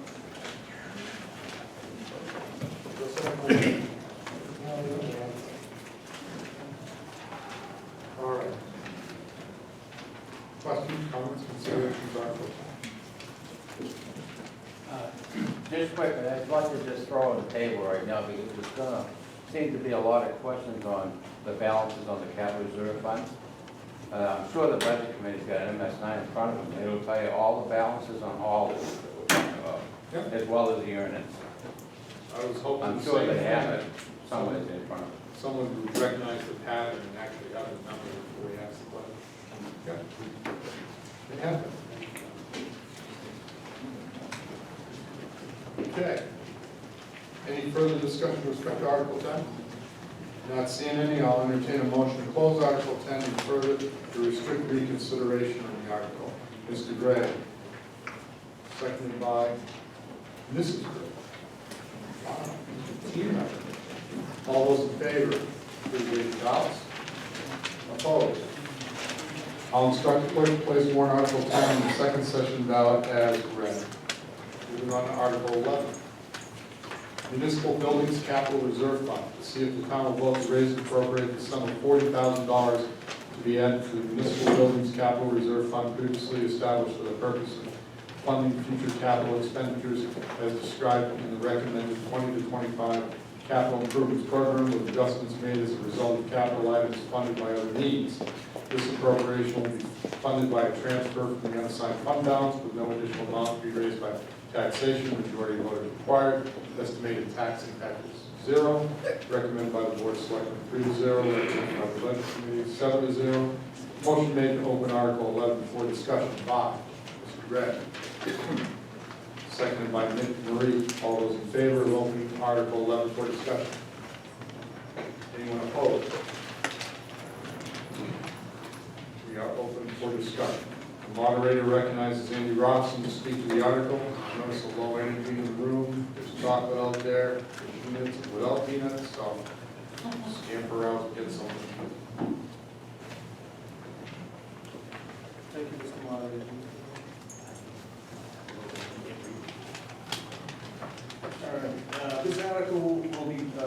$40,000 into the capital reserve fund primarily for high-cost repair and maintenance items. This fund can help to mitigate the cost of unexpected and expensive occurrences. We're just trying to figure out how much is in this building capital reserve. Do you know, Pat, how much is in that fund? I do. You do? I'm sorry, John. Okay. Yeah. The balance in that fund is $38,000. Last year, we voted to put $50,000 in. We dropped it down to 40 this year. Thank you, John. If anyone didn't hear, the current balance of that fund is 38,000. Current appropriation, what was appropriated last year was 50,000. Mr. Smith. I would like to say that this is an important capital reserve fund. We had to replace a furnace this year that was about $20,000. That wasn't in the budget. We had to we did another heating system in another building that was about $15,000. That wasn't in the budget. We are going to have to do a roof on the town hall at some point. And there's other things that are coming up for municipal buildings that this capital reserve fund would help pay for. So we're trying to plan ahead, have a little bit of money to do some of these things to take care of the unexpected failures that we have during the course of the year. Other questions, comments, considerations for Article 1? Sorry. Your name for the record, please. My name is John Dukes, the 19 Governors Road. The budget I picked up in the back said the proposed budget was halved, but didn't show any income. It's only raised by taxation. Didn't we sell the fire station this year, and couldn't that money be used to offset some of this expense? Good question. Well, unless legal counsel tells me I'm wrong, when things are sold, like, let's say we sold a fire truck, revenues of the town cannot be directly put to a capital reserve fund or something of that nature. It has to come into the general fund, but then you as the voters can, let's say, drop a warrant article or make a recommendation to selectmen to take action to get it redirected into like a fund like this. But otherwise, it comes right back into the general account. I can clarify too. That's correct, you're exactly right. But then also what you're not seeing, so that was exactly right, what you're not seeing is that the budget committee and the selectmen and your town administrator come up with, this is how much money we need to operate the town. And it's not your $4 million budget, it's a lot more than that. And then, oh no, I'm sorry, it's 4 million plus all of these ones that we're talking about. And so that's how much we need to run the town, and then they determine from that how much do we have coming in from revenues, and that reduces the amount that you then get taxed. So it is reflected because it goes into the general fund. You're just not seeing it specifically to each of these things, but it is reflected in reducing the amount you have to pay in taxes to fund your town. Well, I was just speaking to that because of the donation, or someone was saying you had other expenses and that kind of stuff. And I assume that, again, we got some income to save the building, that's not something. It will, it helps the bottom line. Very good question, thank you. Further questions, comments, considerations for Article 11? Not seeing any, I'll entertain a motion to close discussion on Article 11 and to restrict reconsideration for Article 11. Made by Mr. NH, seconded by Mr. Gray. All those in favor, raise your ballots. Anyone opposed? You have closed and restricted Article 11. I'll instruct the clerk to place warrant Article 11 on the second session ballot as it was read. Article 12, the Milton Free. By the way, does anyone want a break? As I only caution you because we're on Article 12, we have 25 to go. We're a minute 45. Okay, thank you. Article 12, Milton Free Public Library Capital Reserve Fund. See if the town will vote to raise and appropriate the sum of $20,000 to be placed in the Milton Free Public Library Capital Reserve Fund previously established for the purpose of funding future capital expenditures as described in the recommended 2025 capital improvements program. This appropriation will be funded by transfer from the unassigned fund balance and no additional amount will be raised by taxation. Majority vote required. Estimated tax impact is 0, recommended by the Board of Selectmen 3-0, recommended by the Budget Committee 7-0. Motion made to open Article 12 for discussion by Ryan Tebow, seconded by Ms. Marie. All those in favor, raise your ballots. Opposed? We are discussing Article 12. The moderator recognizes Selectman Ryan Tebow to speak to the article.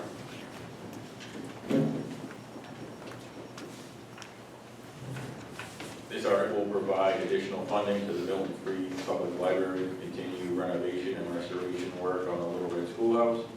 This funding will be used as matching funds, grants, and will allow the library to finish one of the last phases of the rehabilitation of this historic building. This capital reserve fund currently has about $1,500. Questions, comments, considerations? Not seeing any, I'll entertain a motion to close Article 12 for discussion and further to strict reconsideration of the article. Let's see, I'll take Tom as the first, I'll take Steve as the second. All those in favor? Thank you. Opposed? You have closed and restricted reconsideration Article 12. Moving on, I'll instruct, all my own notes. I'll instruct the clerk to place warrant Article 12 on the second session ballot. To see if the Article 13 Technology Upgrade Capital Reserve Fund, to see if the town will vote to raise and appropriate the sum of $2,500 to be placed in the Technology Upgrade Capital Reserve Fund previously established for the purpose of funding future capital expenditures as described in the recommended 2025 capital improvements program. Majority vote required. Estimated tax impact is 1/2 of 1 cent. Recommended by the Board of Selectmen, 3-0. Recommended by the Budget Committee, 4-3. Motion made to open Article 13 for discussion by Mr. Gray, seconded by Mr. Pat Smith. All those in favor, raise your ballots. Anyone opposed? Open to Article 13 for discussion. The moderator recognizes Selectman Aaron Hutchins to speak to the article. I'd like to make a motion to amend the article first. Yes, Ryan. This appropriation will be funded by the transfer from the unassigned fund balance and no additional amount will be raised by taxation and change the estimated tax impact to $0. Is someone working on an update in that or just? I can give you the language, but it won't show up. Okay. Great. So there is an amendment made by Ryan Tebow. Is there a second to that amendment? Second. Pat Smith.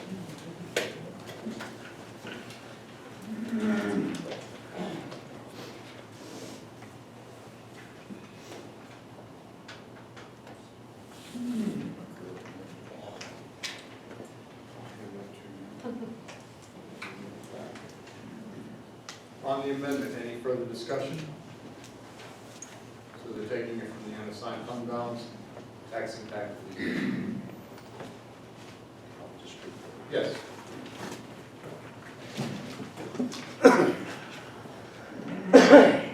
I just want to clarify the 4-3 vote for the Budget Committee. This was also for the same reason as earlier. We wanted to see this come out of the fund balance, not be an additional taxation.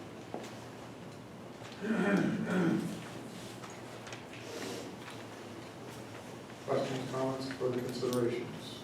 Not seeing any, I'm going to reread the article in full.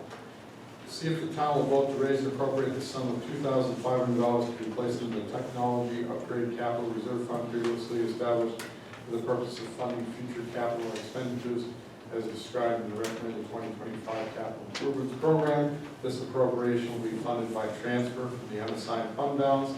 No additional amount will be raised for taxation. The estimated tax impact will be 0. That's the amended article. Catherine?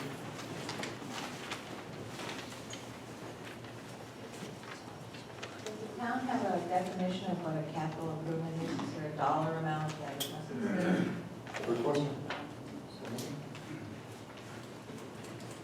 Mr. Brown?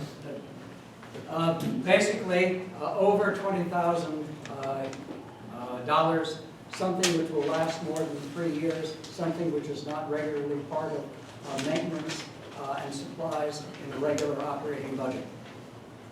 Can I have an idea of what the technology upgrade, capital improvement program would be? Someone from the town knows what the actual technology upgrade would be?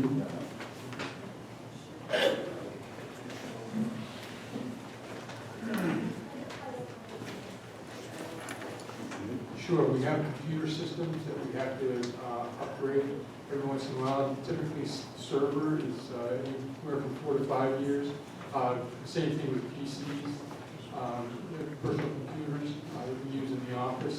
As the operating systems become outdated and they're no longer supported by Microsoft or Apple or whatever it is that we happen to be using, you have to upgrade or change out these computers so that there aren't security risks that hackers can get in and that kind of thing. So there are also phone systems, and we can use it also for sound system and the filming system. But going by the definition that Mr. Brown posed, I don't see where this fits into a capital improvement. You mean the $2,500 appropriation? I thought it was $20,000 was a capital improvement item. Well, the CIP, I saw $10,000 or a 5-year life. I think that's what the actual definition is. If anybody can confirm that with you, for me. But the systems typically, when we replace, we do it on a rotating basis. So we might replace 7 or 8 PCs at once, and that could be with the installation. Labor costs could be around $10,000 just there. And those last up with 4 to 5 years period. That's why technology is in there. Is the definition for a capital improvement item in the green pamphlet? It is. Yes. So to clarify. Aaron Hutchins pointed out that in the CIP, it's actually written as $10,000. There's $21,000 presently in this fund, and probably the amount was chosen to bolster that account. My apology for quoting our original charge. You will find it on page 2 of the blue book of agreement. Thank you, that's one question. Yeah, it's been confirmed, it's 10,000 on page 2. I'd like to note for the record, for the first time on record, Mr. Brown was actually wrong.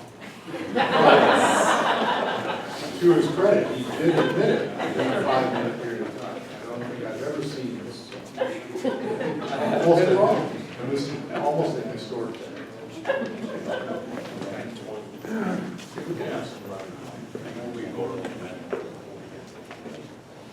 If the budget committee intends to change their vote, is it have to be done before the warrant articles? No, at the end of the day, the budget committee, because they've already opened up a meeting, because they're here and vote or re-vote their decisions, it won't make. They could amend their vote for the actual final production of the ballots and whatnot, as they appear in the report.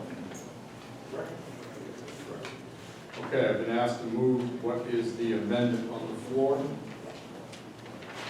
I believe I read that earlier.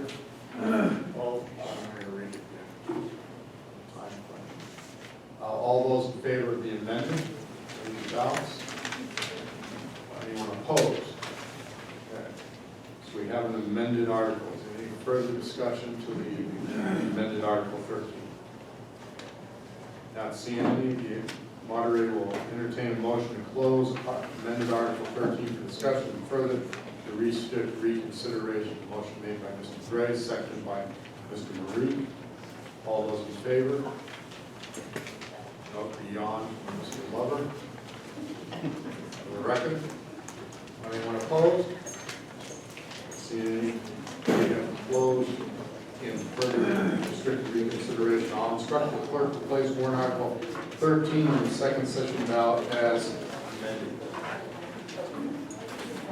Article 14, geographic information systems. See if the town will vote to raise and appropriate the sum of $2,500 for the purpose of continued upgrades to the public web-based geographic information systems for the town as described in the recommended 2025 capital improvements program.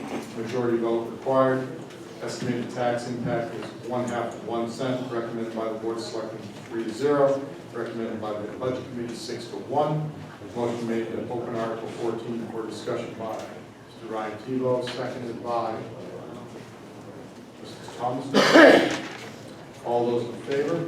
Opening Article 14 for discussion. Opposed? We are open for Article 14. Fund balance question. I'd like to make a motion to amend this article. Amend this one. How do you want to amend it? After program, in between majority vote required, like that this appropriation will be funded by transfer from the unassigned fund balance and no additional amount will be raised by taxation, and change the estimated tax impact from 1/2 cent to $0. Wow.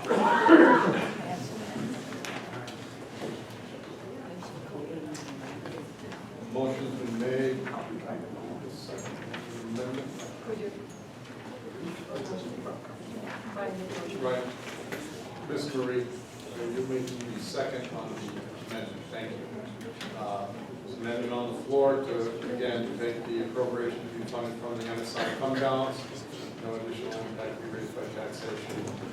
And 0. Further discussion on the amendment to Article 14. Not seeing any, the moderator will call for a vote to amend Article 14 to read, to add the wording this appropriation to be funded by transfer from the unassigned fund balance and no additional amount be raised by taxation. And estimated tax impact is shown on the ballot will be 0. All those in favor? Opposed? We have amended Article 14. Is there further discussion, comment, consideration to respect to Article 14? Mr. Brown? Close. Close. Zadella? Close and restrict. Oh, motion being made by Mr. Brown to close and restrict further consideration, Article 14. I'll entertain that if there's no one else wanting to speak. Oh, yes. $2,712. $2,712 is the fund balance for that. Okay. Now I will entertain Mr. Brown's motion to close and restrict. I have a second. Google, all those in favor of closing and restricting the amended Article 14? Anyone opposed? I instruct the clerk to place warrant Article 14 on the second session ballot as it was amended. Thank you.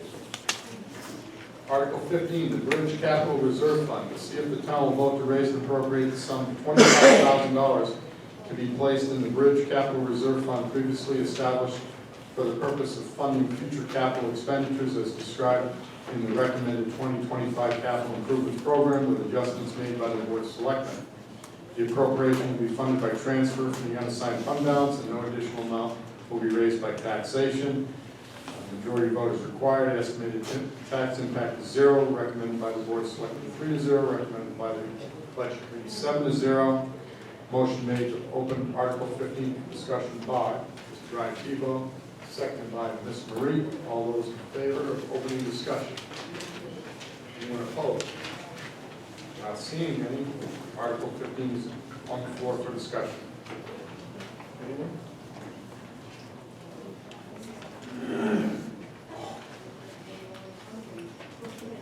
This is an appropriation for the Bridge Capital Reserve Fund, which sets aside money to repair the Milton bridges that are solely within the town of Milton, like the Winding Road Bridge project.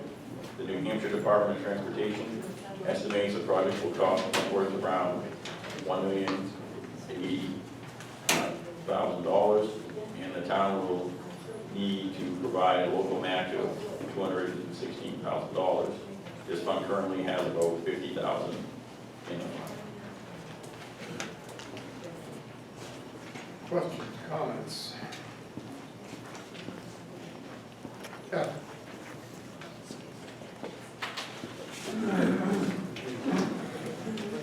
Could someone let us know what the status is of the rebuild bridge project? I know that it's much delayed and much anticipated. Does anyone know where that sits? Are you asking about the one that goes over to Maine? Yes, is that gonna happen, or has that been, you know, what's the timeframe? No, just a point of order. I'll allow the question only because there isn't another ballot warrant article I suspect that Maine, New Hampshire. Does anyone know the status of the, I call it the Everett Cove Bridge, the Townhouse Road Bridge? Does anyone know? Pat, do you know?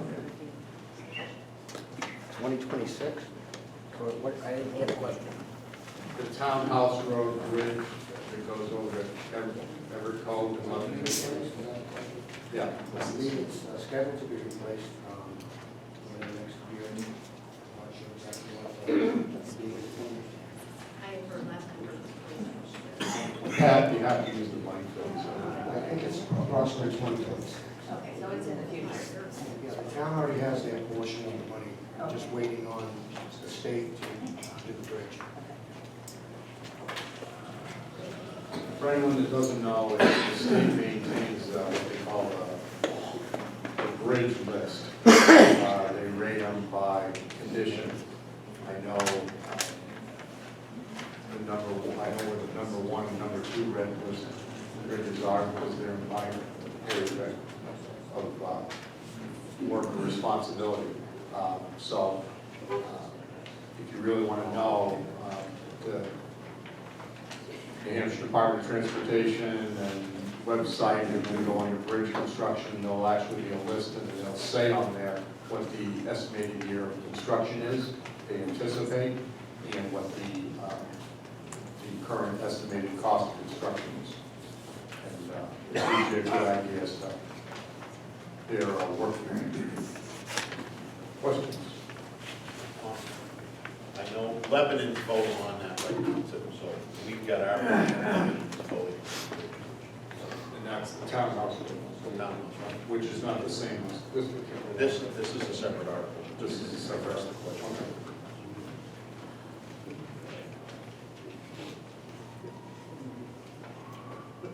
Okay. Did you say, am I confused as to what year they expect this one to go through? You know, right? I don't know. So, with 50K in it, this is just to bolster up another 25K, so when the state's ready, we're ready. Okay. Further questions, comments, considerations with respect to Article 15? Want to speak, or are you just trying to move it on? Okay. Mr. Brown has made a motion to close for discussion, further discussion, Article 15, and restrict reconsideration. Is there a second? Mr. Marie has his ballot up as a second. All those in favor, say, raise your ballots. Anyone opposed? Not seeing any, I'll instruct the clerk to place the warrant 15 on the second session ballot as read. Article 16. See if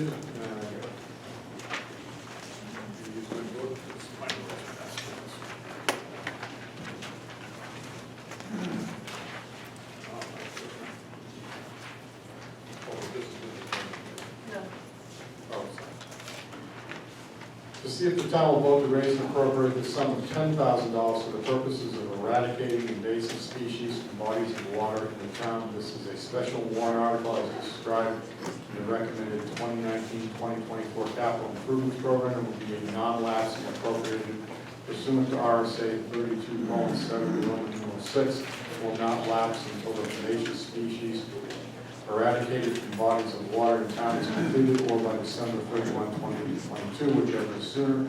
Majority vote required. Estimated tax impact is 2%. Recommended by the Board of Selectmen 3-0. Recommended by the Budget Committee 7-0. The moderator recommends, not yet. Motion made to open Article 16 for discussion. Mr. Panish, second by Mr. Marie. All those in favor, raise your ballots. We are now discussing Article 16. I'd like to make a motion to amend. Brian Tebow would like to make a motion to amend. I'd like to change the years from 2019 to 2024 to 2020 to 2025. And also would like to add the words after whichever comes sooner and before majority vote required. This appropriation will be funded by transfer from the unassigned fund balance, and no additional amount will be raised by taxation. And change the estimated tax impact is $0.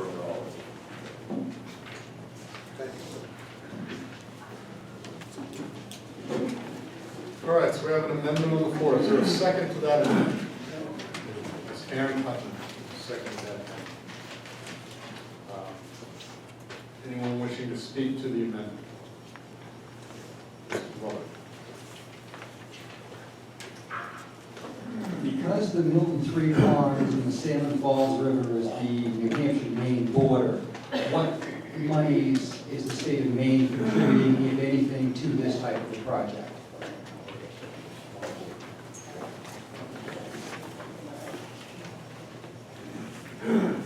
I'm on the board, Three Ponds Protective Association, listed here, and they are paying the same portion as Milton is, as well as the state of New Hampshire and the state of Maine are also contributing to this. So Three Ponds Protective Association splits this 3 ways with Lebanon and the town.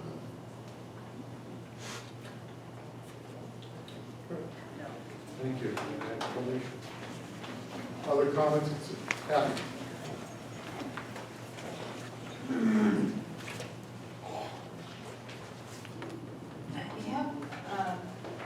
The people that are in charge of this project, have they found any community that has actually eradicated the NIAID? Because what I read is that putting chemicals on it, it kills it, but if one plant lives, then there's a lot of seeds that are gonna be up there next year. So at some point, we may find that this is like an annual chemical application, and it may go on, it should be in the operating budget if we've been exposed.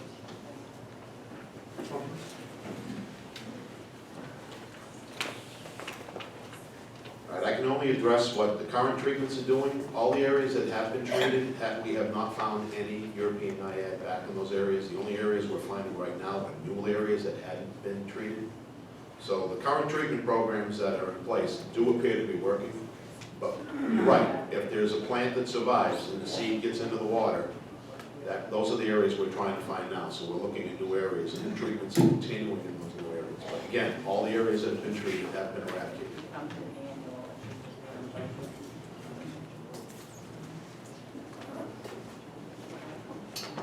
What are the Europeans doing?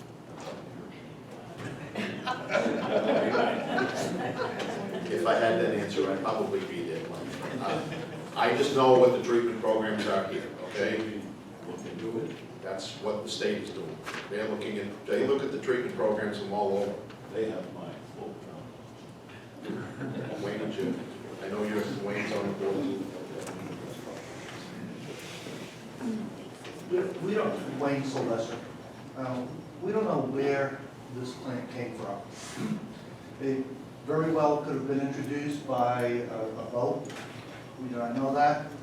There is only one pond in Maine, in Kittery. It's a little 5-acre pond. It has no boat ramp. It does have European NIAID, which tells us that in all likelihood it came in on some, wings of a bird.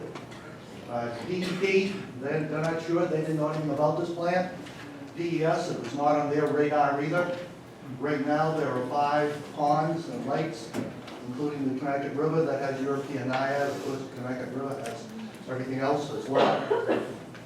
This year, we will spend approximately $42,000 to help fight NIAID. We're going to do herbicide treatment in 3 areas on the New Hampshire side, and we've already contracted for 5 weeks with diver-assisted suction harvesting at a cost of about $30,000. So about $42,000 to To this point, I've written grants both for DES and DEP. We were just awarded a grant, a request of 10. All right, I went and pleaded poverty, and they went and gave us $16,250 for this year. I have not heard from DEP yet. Those funds will gradually decrease. I would have thought this year, when I requested 10 each, I kind of was hoping that we'd get 5. So I'm delighted what DES has given us, and hopefully DEP will follow. This is going to be a long-term battle. We told you this years ago, which is why, I guess in part, people wanted to place it in the CIP program. And I don't see the price going down in the near future. We are cautiously optimistic that we are holding our own, if not winning the battle. But you're right, this plant is a butter, and it spreads both by fragmentation and by seeds. So unless everybody does their part, so when you take your kayak out in the fall, if you don't go and hose that down, and then you put it back in the spring, you could very well be putting those seeds right back into the pond. It is critical that our boat launches go and do what they have been with the courtesy boat inspection. Of course, that does create a problem when we consider the campground with all the transients that are coming in there. So unless they are doing the same thing, because all it takes is one dirty boat. And now we have an introduction of another species. But right now, we thank the town, Lebanon is doing their part, and TPPA, and we're in this together. It's a 1/3, 1/3, 1/3. So yes, we've requested 10 grand, and that's probably going to be a request on the table for the foreseeable future. All right, thank you. So we have an amendment on the floor, I believe we voted that. Further questions, comments? Okay, not seeing any, I'm going to call for a vote on the amendment. The amendment is to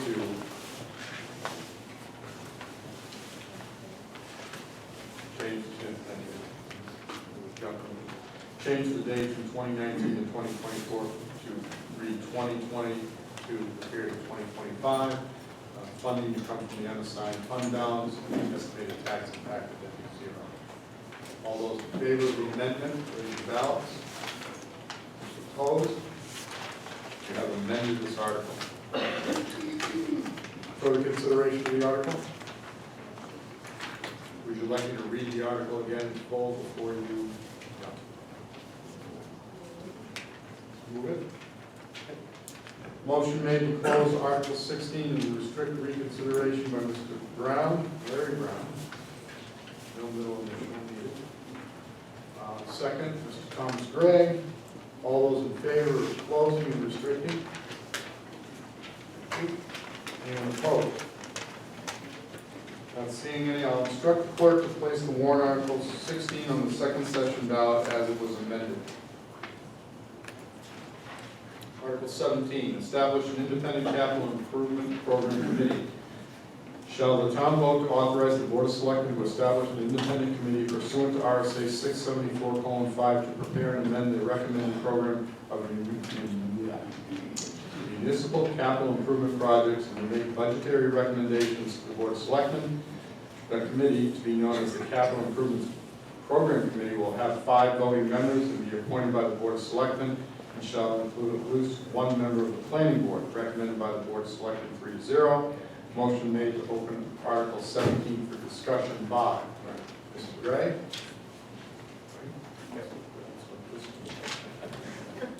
Seconded by Mr. Brown. All those in favor of discussing? Anyone opposed? Okay, we are open for Article 17. The moderator recognizes Andy Robson to speak to the article.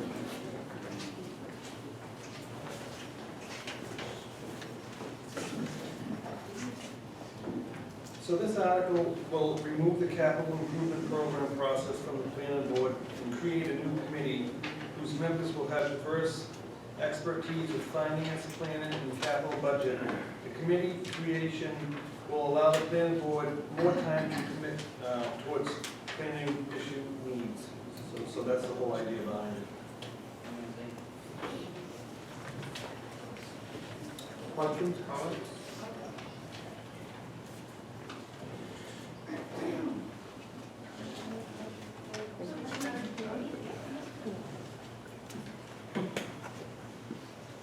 I'd just like to add to that, I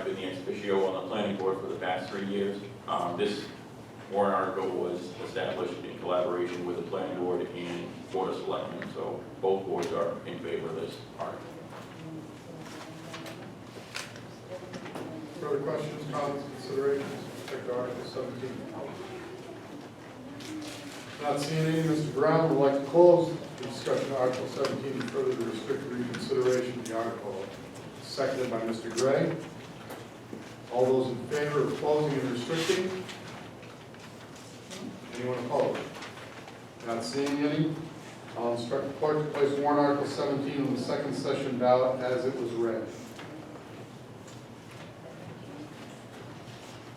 Article 18, elected to appointed fire chief.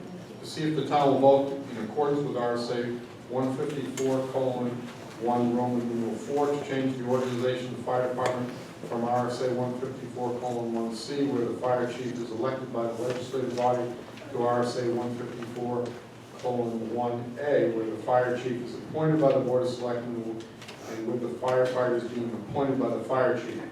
When approved, the change from an elected to an appointed fire chief would take place no sooner than 1 year following the vote. Majority vote required, recommended by the board of selectmen 3-0. Motion made to open Article 18 for discussion by Ryan Tebow, seconded by Ms. Marie. All those in favor of opening for discussion, Article 17. Anyone opposed? Article 18 is open for discussion. The moderator recognizes Selectman Ryan Tebow to speak to the article.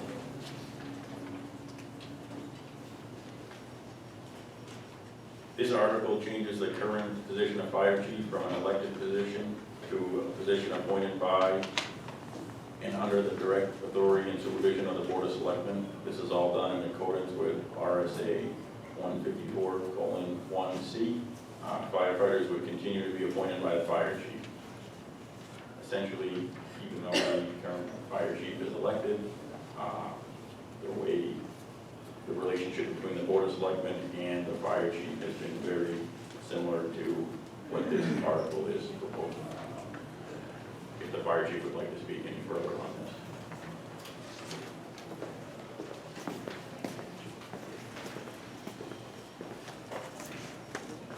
We've attempted this a couple times over the years, 13, 14, or 12, and 13. Basically, it's an antiquated system. I don't know of any other fire departments that do it, and quite frankly, it's a distraction to the daily operations of the fire department.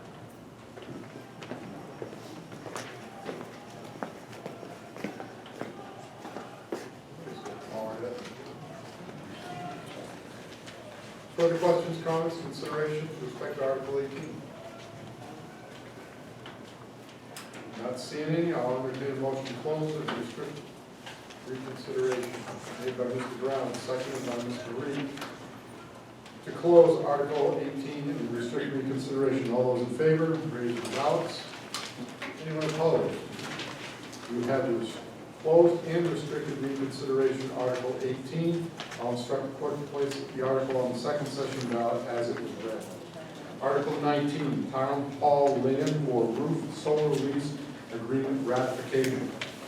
To see if the town will vote to ratify pursuant to RSA 41:11A, a 20-year land or roof lease agreement dated September 1, 2016, containing 2- and 5-year renewal provisions between the town and New Hampshire Solar Garden LLC, tenant for the purpose of leasing a portion of the town-owned property located at 803 White Mountain Highway, located on at tax map lot 30, map 32, lot 30, also known as the landfill, for annual rent paid at the rate set forth in said lease in order to allow for the continued operation of the solar panel array for the generation of electricity for the benefit of the town pursuant to a solar group net metering rebate sales agreement between the town and New Hampshire Solar Garden.com LLC. The solar array is already in place and has been operating since 2017, but the lease was inadvertently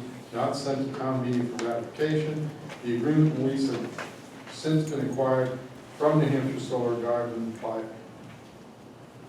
Milton NH, doing business as Milton Town Solar LLC. A copy of the agreement, the lease, and an associated payment of roof taxes agreement are available for review at the town hall. Majority vote is required, recommended by the board of selectmen 3-0. Motion made to put in Article 19 for discussion. Bob, Brian Tebow, seconded by Mr. Tom Gray. All those in favor of discussing Article 19, please raise your ballots. Anyone opposed? Not seeing any. Article 19 is on the floor. The moderator recognizes Aaron Hutchins to speak to the article.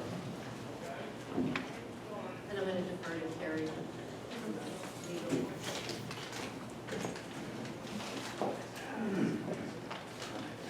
So I apologize, this article was all me, but it was necessary. This is a solar array of solar panels on a landfill that's already in place, and it's been in place for about 3 to 4 years now.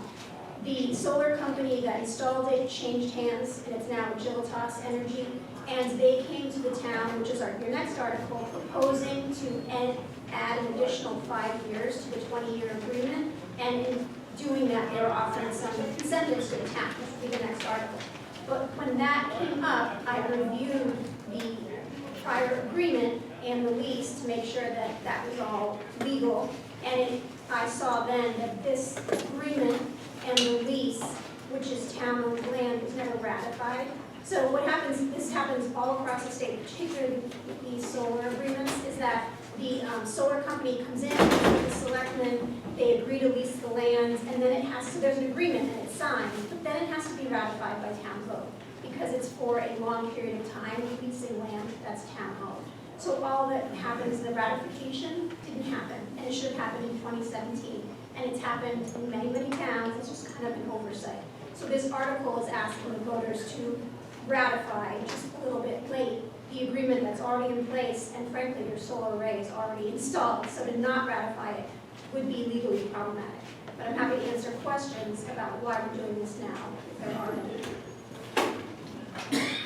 any. Since Article 20 refers to a land or roof lease agreement, Article 19 perhaps should not say town hall land.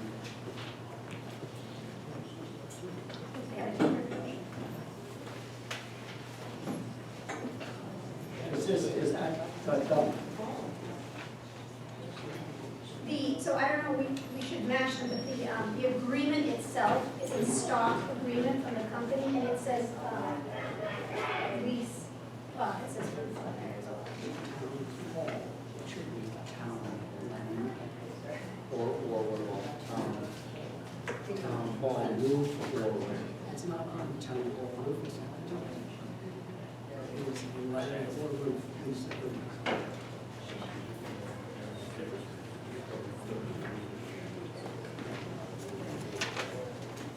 Not using the town hall roof. But it matches the agreement with the cover says. And we had, let me, you're right. So, your town administrator and I had talked about this, and I think we just didn't close our loop, but it's a, we have to pull the language from the lease itself, but that is correct. The language should say, so an amendment would be welcome. It should say land or roof lease agreement. And that's what it says. We have to make sure to copy it, but it should say land or roof lease agreement. It does In the warrant, it says that correctly? Okay, so the, some of the documents that we have say town hall, but the actual warrant, my understanding, has it correct. No. Within the wall. It says town hall. And it says You got the warrant?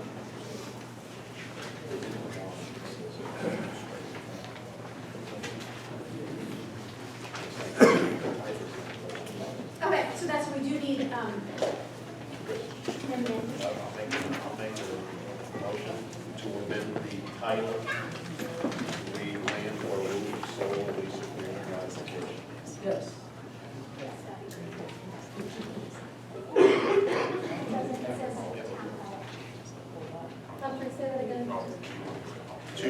I make the amendment to change the wording of the title to read land or roof solar lease agreement ratification. Second. Strike the town hall portion. So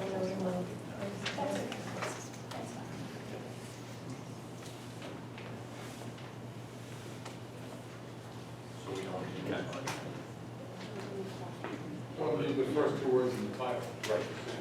You're essentially not changing the article itself. The article.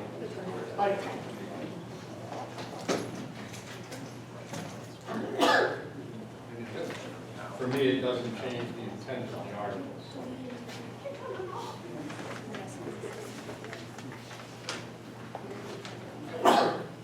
Should we need a second? I'll say. Motion was made by Humphrey Williams, second by Ryan Tebow. Anybody else? No. Is anyone confused by what the proposed change? The proposed change being just to remove the first two words from the title Town Hall. Everything else is stay the same. Why not the or roof as well? We're trying to make the title match what the agreement actually says. And the agreement doesn't say Town Hall either, it just says Land or roof. land or roof. And you don't want to take out the or roof because that's what's in the agreement. Right. Because then there would be a difference between language and the agreement. So that's another one of those particular things where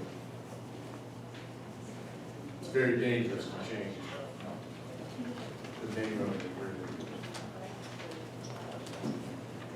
All right, so there's a motion on the floor to amend the article to remove the first two words in the title only, the words of Town Hall. All those in favor of that amendment, please your ballots. Anyone opposed? We have amended that article. Are there further comments, considerations to the article itself as a whole? Mr. Brown? You just want to move it? Oh. That's when you speak. Okay. Mr. Brown has made a motion to close Article 19 and to further to restrict reconsideration. This is seconded by Mr. Gregg. Any? All those in favor, raise your ballots. Anyone opposed? You have closed and restricted reconsideration. Article 19, I instruct the clerk to place warrant Article 19 on the second session ballot as it was amended. Article 20. Town Hall land or roof solar lease agreement amendment. See if the town will vote to ratify pursuant to RSA 41:11A. Okay. A first amendment to the land or roof lease agreement dated January 23rd, 2020 between the town and Milton Town Solar LLC tenant, which amends the 2016-20 year land or roof lease agreement dated September 1, 2016 to add an additional 5-year extension at the option of the tenant for a total of 3 5-year renewal provisions, in which clarifies that the annual rent amount paid to the town is $10,757. A copy of the lease amendment is available for review at the town hall. Majority vote is required. Recommended by the Board of Selectmen. In favor? 3-0. All those extra words. Anyone wishing to make a motion to open Article 20 for discussion? Humphrey Williams opens. Mr. Pat Smith seconds. All those in favor of opening Article 20 for further discussion? Thank you. Anyone opposed? I'd make a motion to make that. Make a motion to amend. I did, yeah. Ryan makes the motion to amend, seconded by Humphrey Williams. Hold on, I haven't stated my amendment.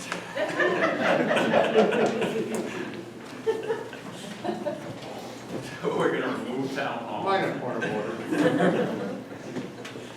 And we're gonna add after the dollar figure of $10,757, semicolon, and further to authorize the Board of Selectmen to accept a one-time $20,000 payment for the town of Milton to the town from Milton Town Solar LLC in exchange for the additional 5-year optional extension.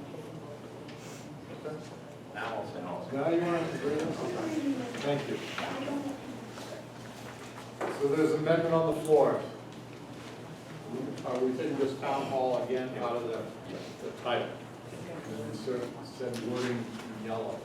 Questions with respect to the amendment? I have a question about where that $20,000 is going to go. General fund. All revenue has to go in the general fund.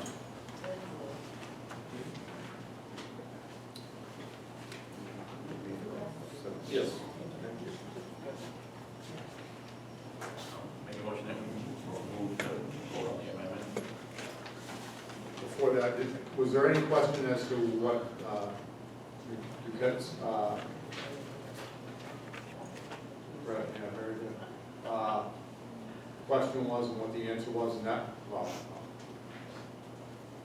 she wanted to know what was gonna happen to the $20,000 check, and it basically just goes to the revenue fund, general revenue fund, right? Thanks. Catherine?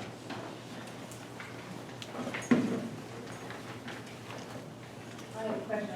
I see that the original agreement is available to look at, but it doesn't spell out what the annual rent is from the original. Is it still the same $10,757?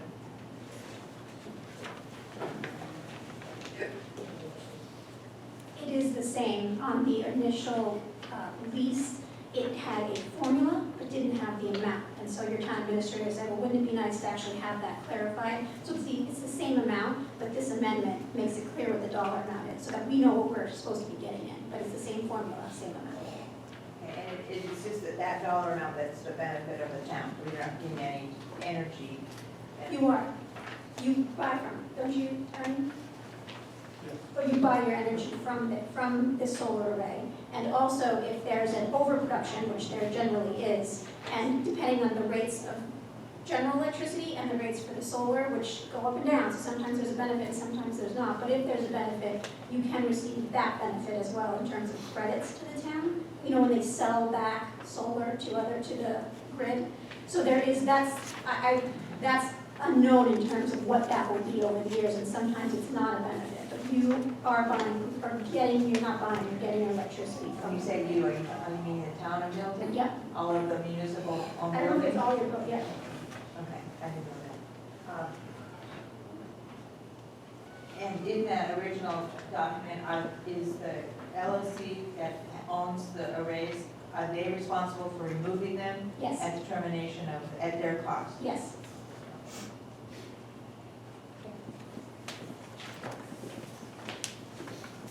These would seem to be three connected. These would seem to be three connected articles. What if the first one fails? Then you're amending the failed, the not ratified thing, and you're extending the not ratified thing. If the first one fails, this will just be null and void.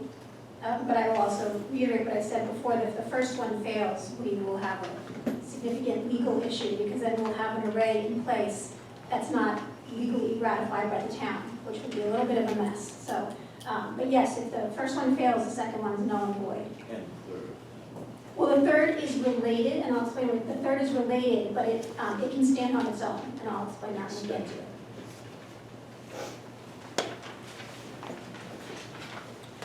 Okay, further questions, comments, considerations? Steve? As I recall, the original agreement had a termination clause after some 20 years in which the town could buy out the array. And the potential for the town to take full advantage of the power coming from the array is a financial consideration that isn't mentioned in this warrant article. And I don't actually know what it is, but it could be, especially given that the Solar Gardens, or whatever their name is now, wants to extend the lease. That's a pretty good indication that they're making good money off of the array. It actually might be in the town's favor to buy out that array. I don't know, because I haven't been involved in the details, but this is something which is relevant. Can anyone speak to that?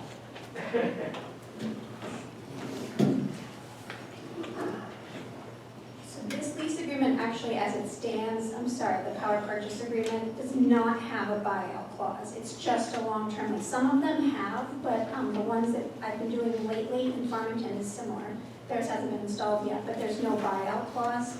And that can be a good thing, because if there's a buyout clause in it, then the agreement itself has to go through your like long-term, you know, the process you have to go through long-term borrowing.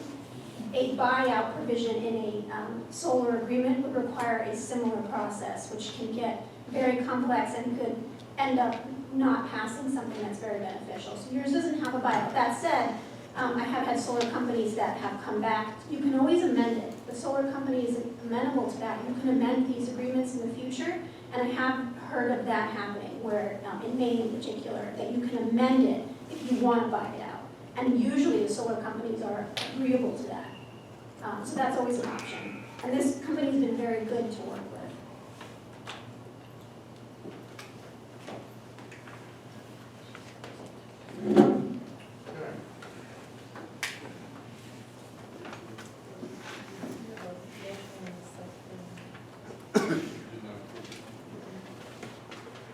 The amendment still is on the floor. This time I'd like the body to address the amendment. I'll call for a vote. All those in favor of the amendment that's shown on the screen? Anyone opposed? Thank you. So you have amended Article 20. Further comments, consideration with respect to Article 20. Plus when I set the amendment on the screen, most of the words town hall were eliminated. That's not on the screen. Further questions, comments, considerations, Article 20? Not seeing any. Mr. Humphries moves to close and further restrict reconsideration for Article 20, seconded by Ms. Marie. All those in favor of closing and restricting reconsideration, raise your ballots. Opposed? Thank you. I'll instruct the clerk to place the warrant Article 20 on the second session ballot as it was amended. Article 21. Adopt RSA 41:11A governing body authority to rent/lease town property for up to 5 years. To see if the town will vote to adopt the provisions of RSA 41:11A to authorize the Board of Selectmen to rent or lease municipal property for a term up to 5 years without further vote or ratification of the town legislative body. Once adopted, this authority shall remain in effect until specifically rescinded by the legislative body at a duly warned meeting, provided that the term of any lease entered into prior to the rescission shall remain in effect. Majority vote is required. Recommended by the Board of Selectmen 3-0. Motion made to open warrant article for discussion by Brian Tebow, second by Tom Gray. All those in favor? Discussing. Anyone opposed?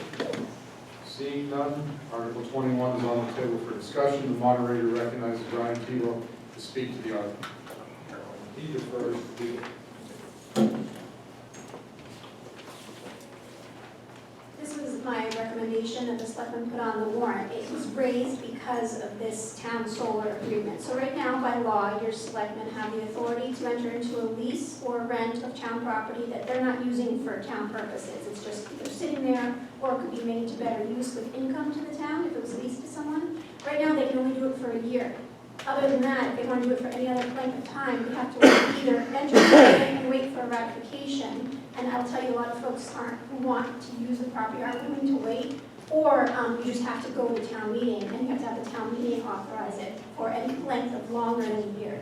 So I've just found a lot of towns will adopt this, so it allows the selectmen to enter into beneficial leases and rents for the community for a term of up to 5 years, which folks who are leasing and renting generally want 5 years versus 1 year. And it can be rescinded at a later town meeting if you feel that you don't want to do that anymore.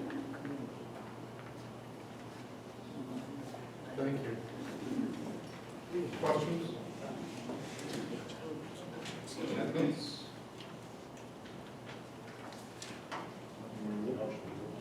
Humphrey Williams makes the motion to close Article 21 to further discussion and rescind reconsideration for today.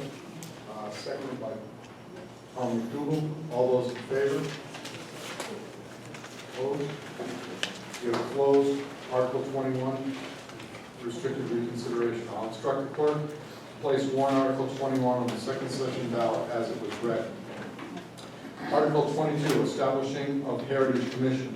To see if the town will vote to establish a Heritage Commission under the authority of RSA 673:1, Roman 2 for the purpose for the proper recognition, use, and protection of the community historic resources is defined in RSA 674:44A, and to authorize the Board of Selectmen to appoint 5 Milton residents as members, with one of the 5 being a member of the Board of Selectmen, per RSA 673:4A, Roman 2, and 2 residents as alternate members who shall be sworn to the faithful performance of their office by the town clerk to such Heritage Commission pursuant to the provisions of RSA 673:4A, and with the terms pursuant to the provisions of RSA 673:5, the Heritage Commission shall exercise such powers as are set forth in RSA 674:44B, Romans 1 and 2, and RSA 674:44C, and RSA 674:44D, and the shall file an annual report of their activities with the town. Majority vote required, recommended by the Board of Selectmen 3-0. Motion made to open Article 22 for discussion by Michelle, Ms. Marie, seconded by Ryan Tebow. I saw the ballots flying. All those in favor for opening Article 22 to discussion? Anyone opposed? We have opened Article 22 to discussion. The moderator recognizes Selectman Ryan Tebow to speak to the article.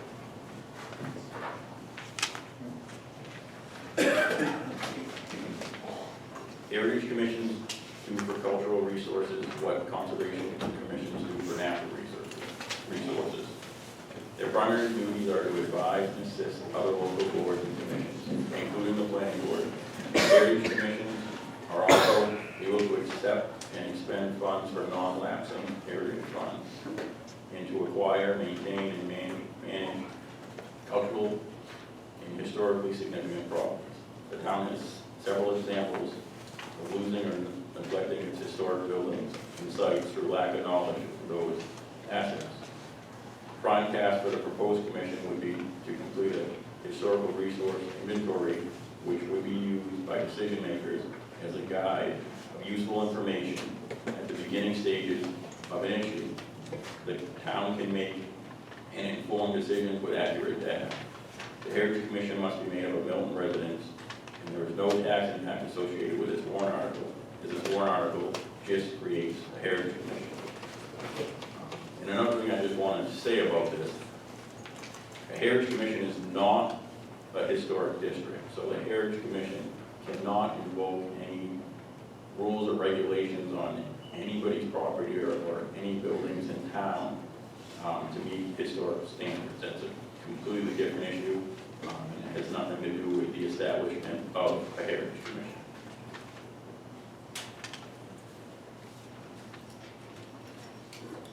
Questions, comments, concerns with respect to Article 22? Sorry. You said that the Heritage Commission has no tax impact, but you also said the Heritage Commission will have the authority to spend money. So, yes, this won't cost money, but they would if they created a problem.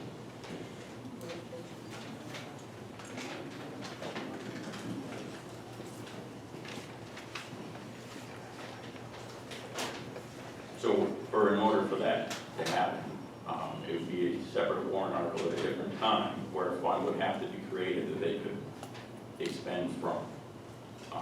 Now, most Heritage Commissions that do have a fund, most of that money or all of that money comes from fundraising. If there was any additional money that the group wanted to be put in there by taxation, it would all have to go in front of the voters.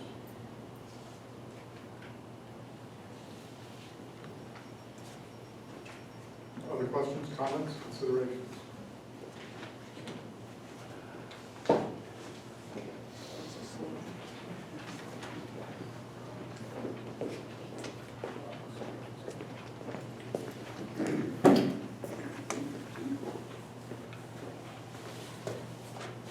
Thank you for your question. I'd like to shed some light on this, the way I'm looking at it. Do we have your name for the record, sir? My name is John Cowick.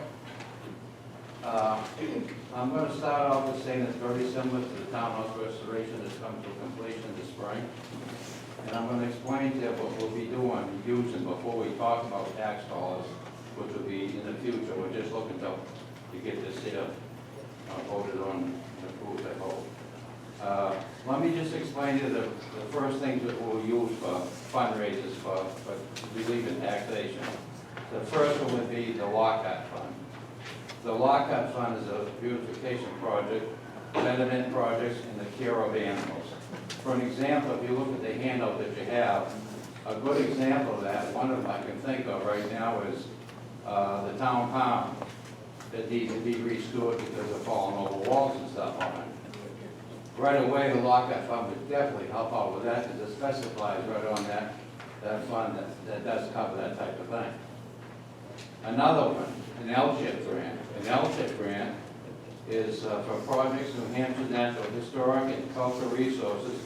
It's only a 50% match on this grant. So we have to come up with matching funds. And when we speak about matching funds, we talk about doing fundraisers before we attack the taxation. And the other grant that we're eligible for is the Moose Plate grant. And that is a maximum of $10,000. That can only be used on public-owned buildings. So there's an advantage there for us when we get looking and reviewing the historical sites and buildings in town of Milton. And of course, most of all is the hard work of doing the fundraiser, the bake sales, yard sales, auctions, public. And I'll give you a couple examples of that with my experience in this town and using this money for this historical thing. We had one auction. We had several auctions, but the biggest auction we had generated $13,000 in one day. So that's a good impact on restoration work. Yard sales is always a big number, and of course the bake sales. And then, of course, most of all, it's been unbelievable for this town and across the United States, donations that cover historical buildings, just like seeing in this beautiful town of Milton. And of course, we also have, as we talked a lot about today, was the capital improvement program, which allows the Board of Selectmen and Planning Board to make improvements and support historical and cultural resources and minimize the tax rate fluctuation. That's a big thing with the capital improvement program. And of course, the last thing I guess I got to say to close is that if you take a look at the process that we use for restoring the Milton Townhouse, we're over $200,000 to the point we're at today and almost completed and haven't used one tax penny. Thank you.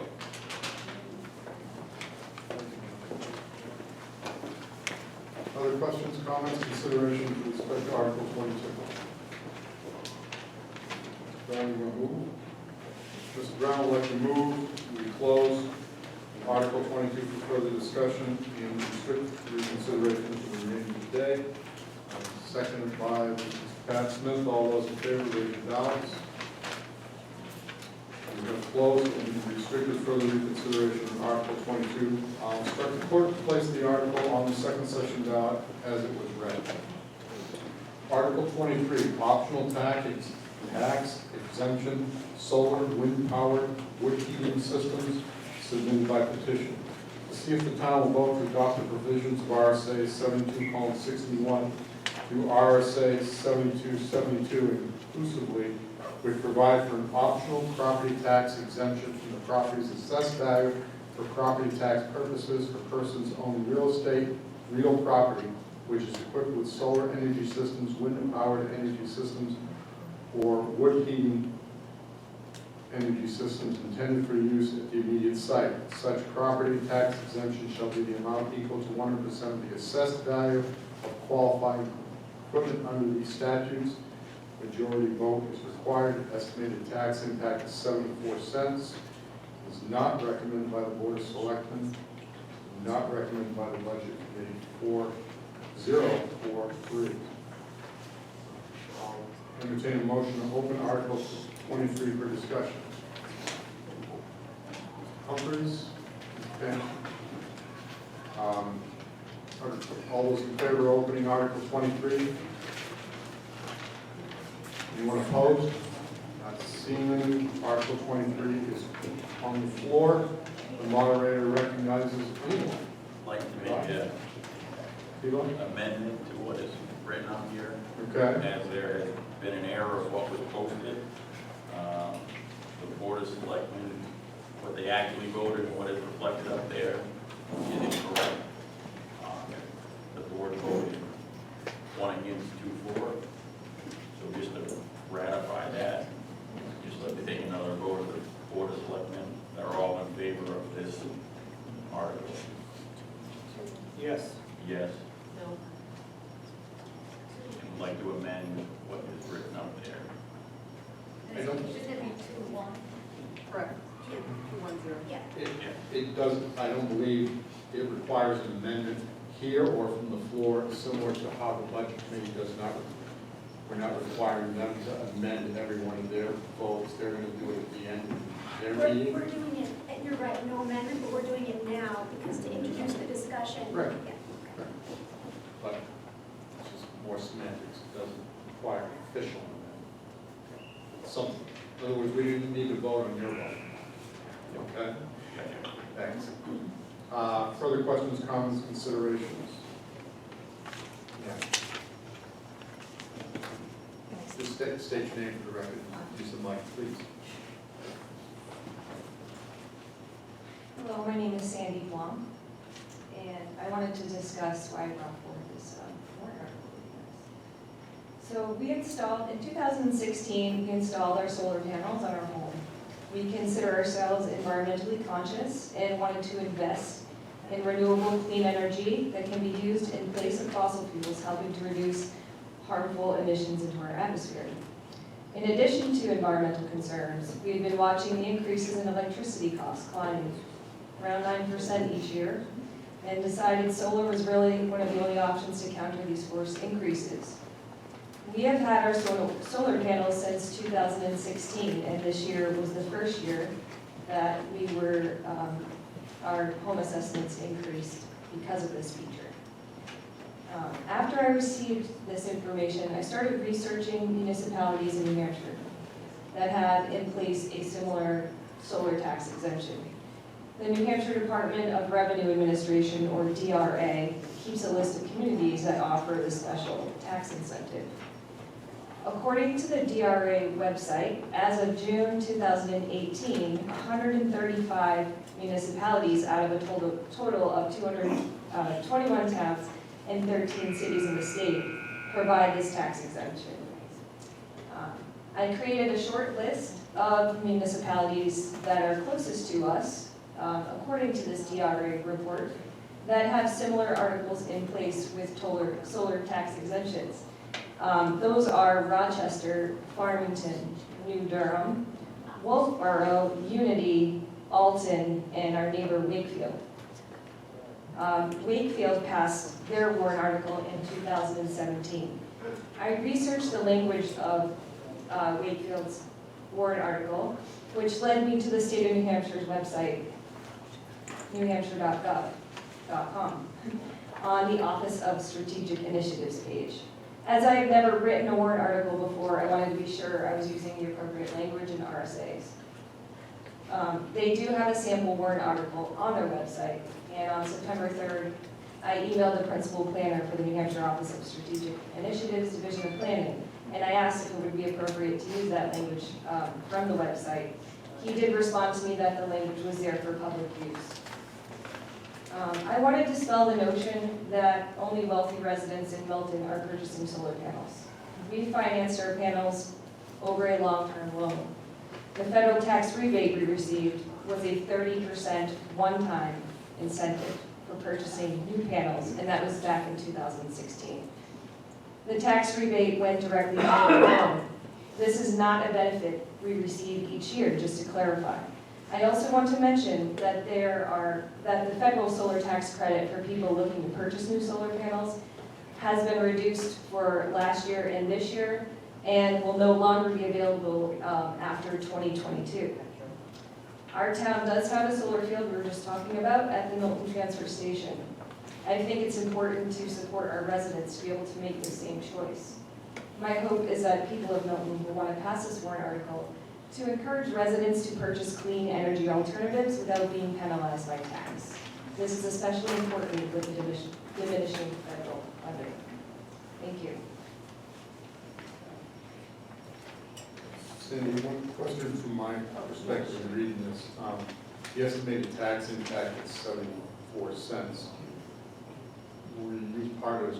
Absolutely no part, and to be honest, I have no knowledge of how many residents in Milton have solar, which are leased or owned, or, yeah, so I don't know.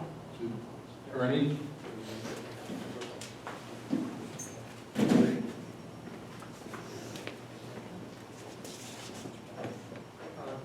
This is straight off of, from our assessors. There are 24 properties that have solar panels at a value of $362,610, and there are 2 solar water heaters with a value of $1,050. So the total is $363,660, which translated into a 74-cent tax.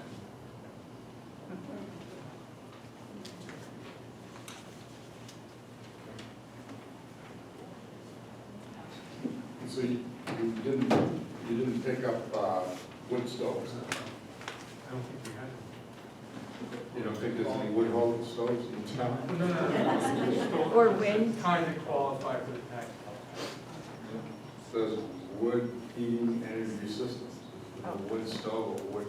And they have to submit them, the town wouldn't know unless they submitted to us. Oh. Sir? I was just thinking of going out and buying a $599 wood system, drill a hole in the wall. John Newton, 19 Devils Road. Mr. Moderator, I'm assuming there wouldn't be a full cost to these systems every year. There'll be depreciation over time, like over 10 years or something. So your figures of $262,000 would not be accurate for every year this new function. It'd be only the first year that they put in as a new unit. It would decrease over time. That's assuming that was happening too. So again, I'm questioning 262 is the full cost of this to the town. That's all. I'm not speaking of Bobby, I'm looking at you. Yeah, no, I understand.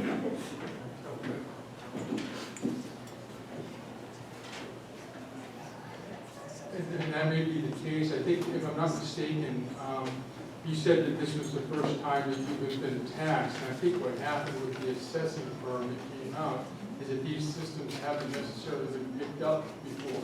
This may be the first year they've been picked up, so they may depreciate over time. I just don't know that.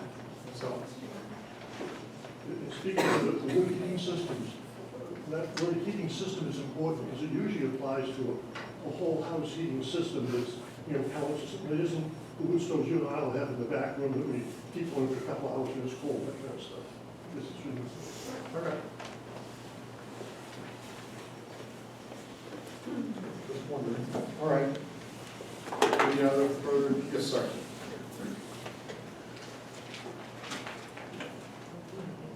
This lady spoke in terms of her investment, but now she's trying to spread that to us. This money doesn't go out of nowhere. She doesn't pay, it's distributed among everybody else in town. I'm surprised that you selected to vote for this. Well, in a way, it may be considered the same vein as elderly couple about 65 put $50,000 into their kitchen, but then they get a tax deferment, Or if like, you will. or like 100% to say, or like 100% to say it's sold.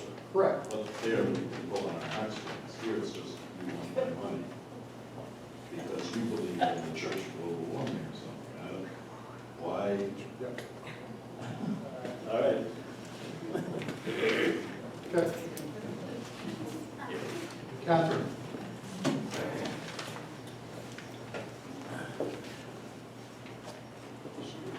I have a question on the wording about the Wood heating energy systems? wood heating energy system.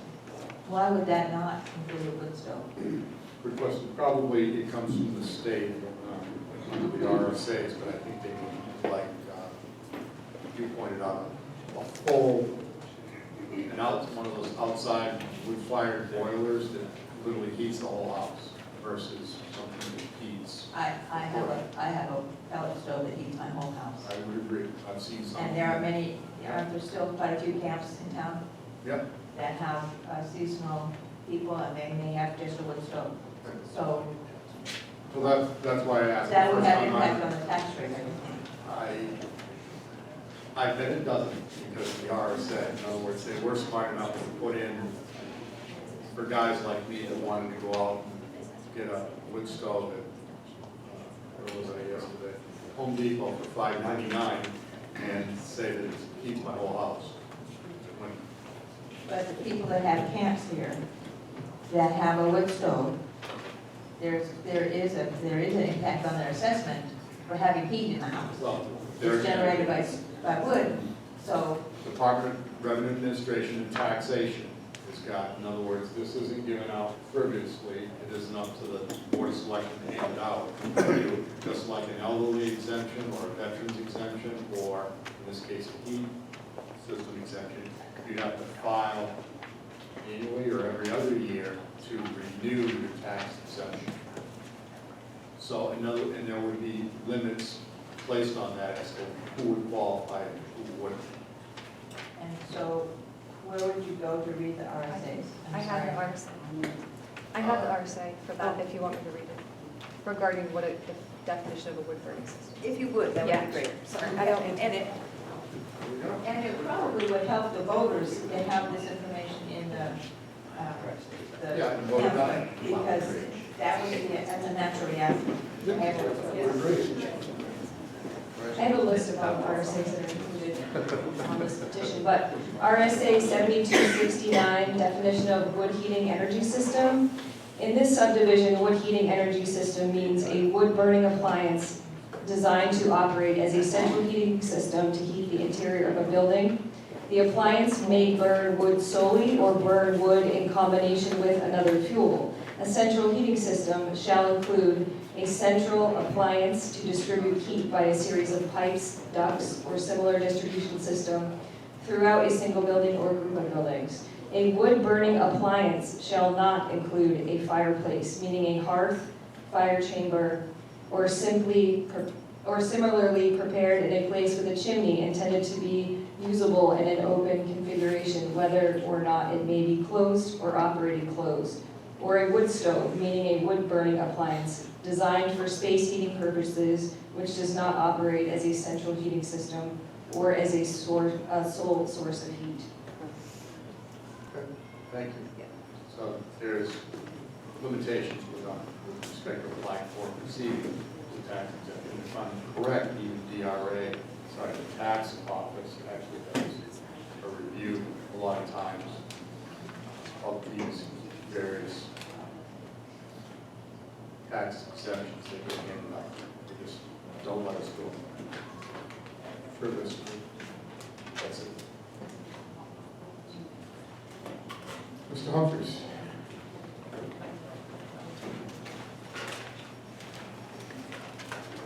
I'm going to address the vote from the budget committee. I was one of the negative votes, and I'll explain my reasoning behind it. When installing these systems, you're going to gain the benefit of the value of those systems when you sell the property as well. The people that are paying for this tax-wise do not gain any benefit back from this. This is going to increase the taxes by this amount, and it'll go up more as more people put in the system. So to distribute the taxes across all residents, to me, is not a fair way to deal with that aspect of it. I agree that they're lowering the limits as far as the federal government, but you do get a discount now when you install the systems, and it's a choice by individual residents whether or not you want to install the system. You also get the benefits of how those systems heat at a lower cost. So you're gaining the system, you're gaining the value in the house, you're gaining the value in the material, you're gaining the savings for using the heating systems.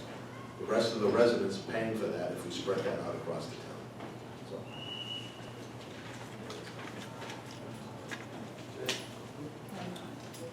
Can I say one more thing? Sorry.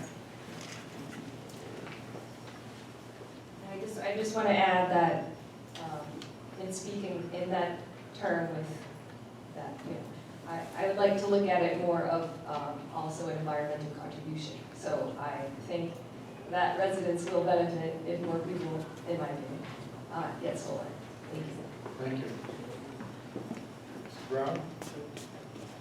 Very quickly. That is, there are now more people employed in solar technology than in our great coal industry. But what bothers me is a phrase to be used as the Church of Global Warming.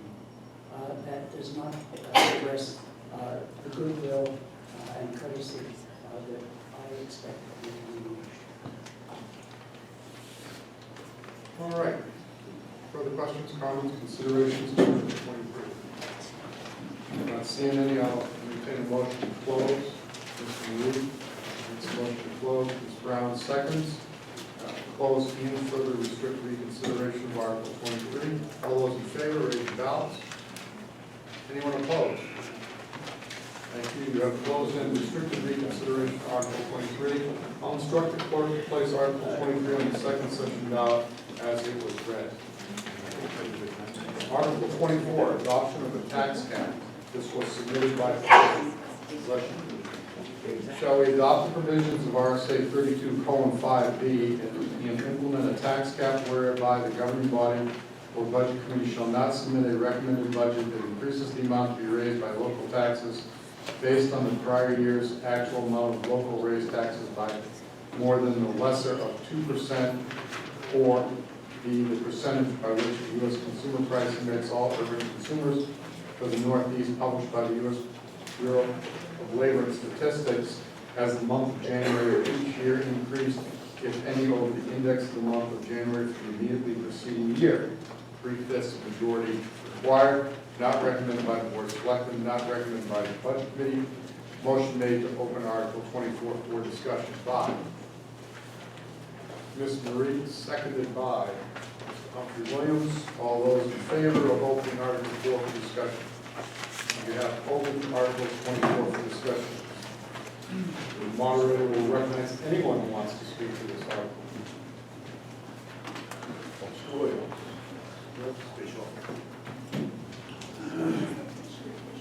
Who is the petitioner? Who is the petitioner? Does the petitioner wish to speak, to address this article? I think it says it on. I was going to speak. Which question, so? You perhaps wanted to say why 4 said no and 3 abstained. I didn't hear you. You'd have to use the mic. I'm guessing he wanted to speak to why 4 said no and 3 abstained. He may, yes. And the town attorney is bringing up a point. If any one of you is speaking as an individual, not as the budget committee as a whole, you need to use that mic. But if you're representing why the board voted, you use this one. And I am speaking on behalf of my role in the budget committee. I'm in favor of keeping taxes and everything else down. I'm in favor of keeping the budget down. That is the reason why I got on the budget committee and why we cut the budget this year to below last year's default budget. I believe that's the role of the budget committee. I did not want to see an artificial 2% or anything else capped on this because I know in other communities that's been done and there are ways around that. So by itself, will not necessarily say what I think the article is intended to say, but we save more by cutting it back to below last year's levels.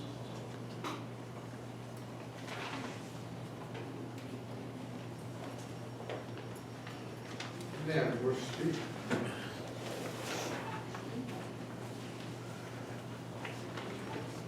My name is Lisa Gautreaux.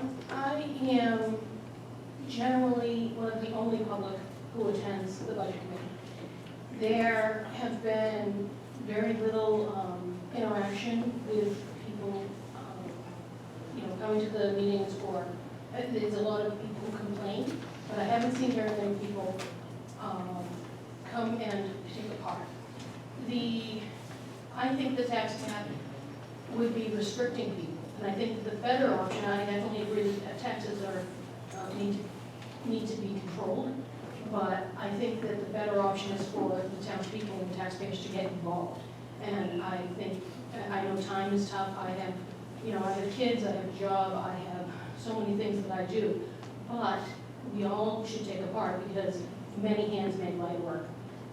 And I think that a better option, instead of putting restrictions, is to get involved and for everybody to take a part. Thank you.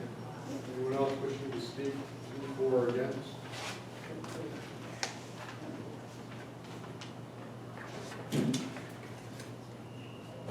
All you, you make it over.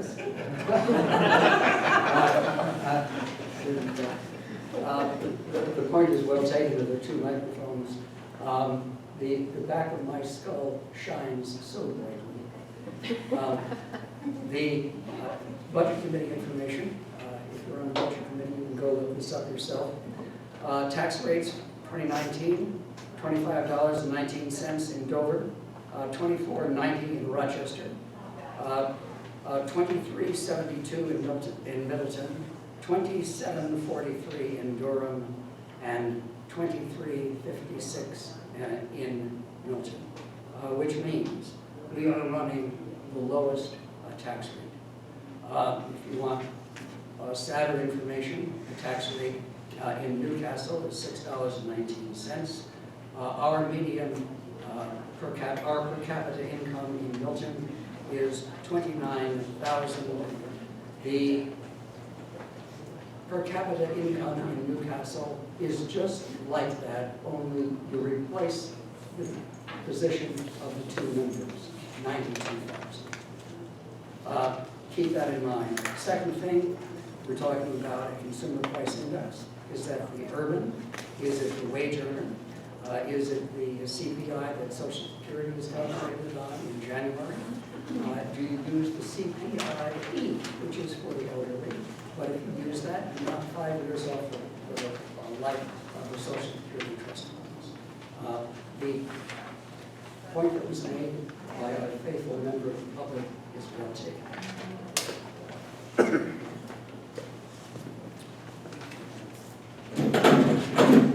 Go easy, Larry. When speaking of tax rates or mill rates, it's a bit of a shell game.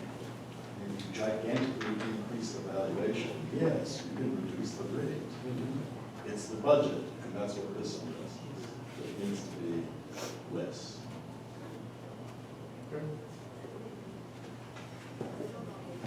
If I can speak as a resident of water area, where I work. After all the tongue twisting I've done today? When I worked in Somersworth, we had a number of voters that put forth tax cap. 5% is what the number that they came up with.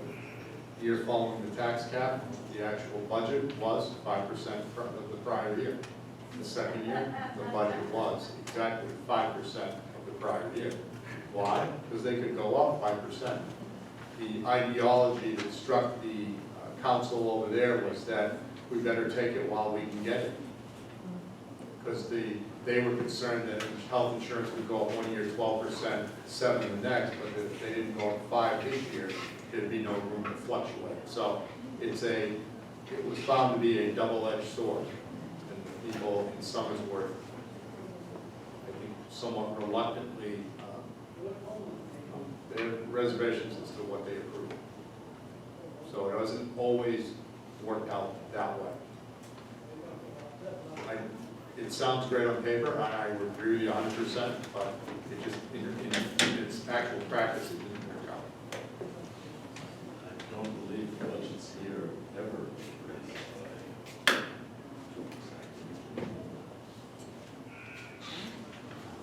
I don't know that. So this would not be a problem. Oh my God, they'll spend up to 2%, but they're actually spending 3 or 4%. Maybe, right. That's just a good point. Virginia? I'm just making the comment that my understanding is that the school budget is much greater than the town budget.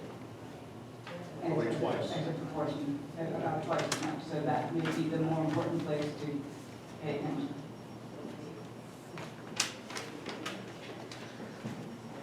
school budget breaks 10 million, you'll hear about that in 20 minutes. That school budget breaks 20 million, 10 million this year. That would be up to someone else. Yeah.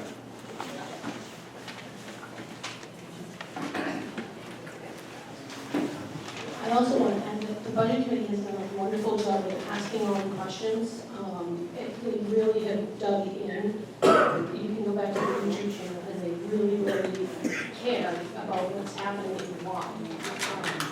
You know, and it's not all about just cutting everything, it's about, figuring out why, because sometimes you do have to spend money. But they have done an excellent job, and I really think that, putting the power into the budget committee's hands and into the board of selectmen to vote people in that you know are going to do a good job. I think that's really good. But they've done a great job, I really think that they should be recognized for that.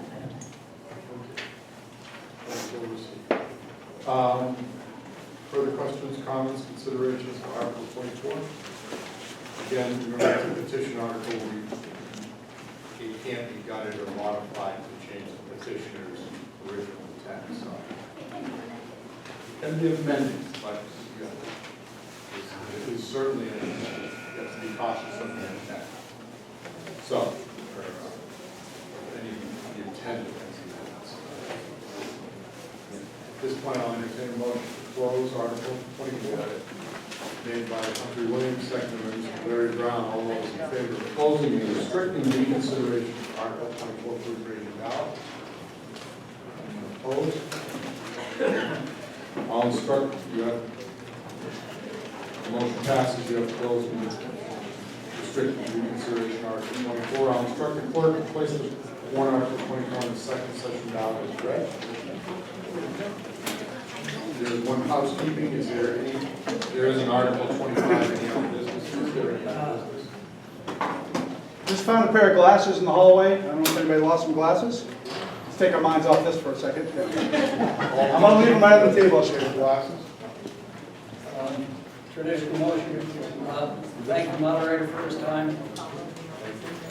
Been motion to adjourn by Michelle Beauchamp. Is there a second on that? Humphrey Williams. All those in favor of adjournment, please raise your cards. You are adjourned. Thank you for your attendance.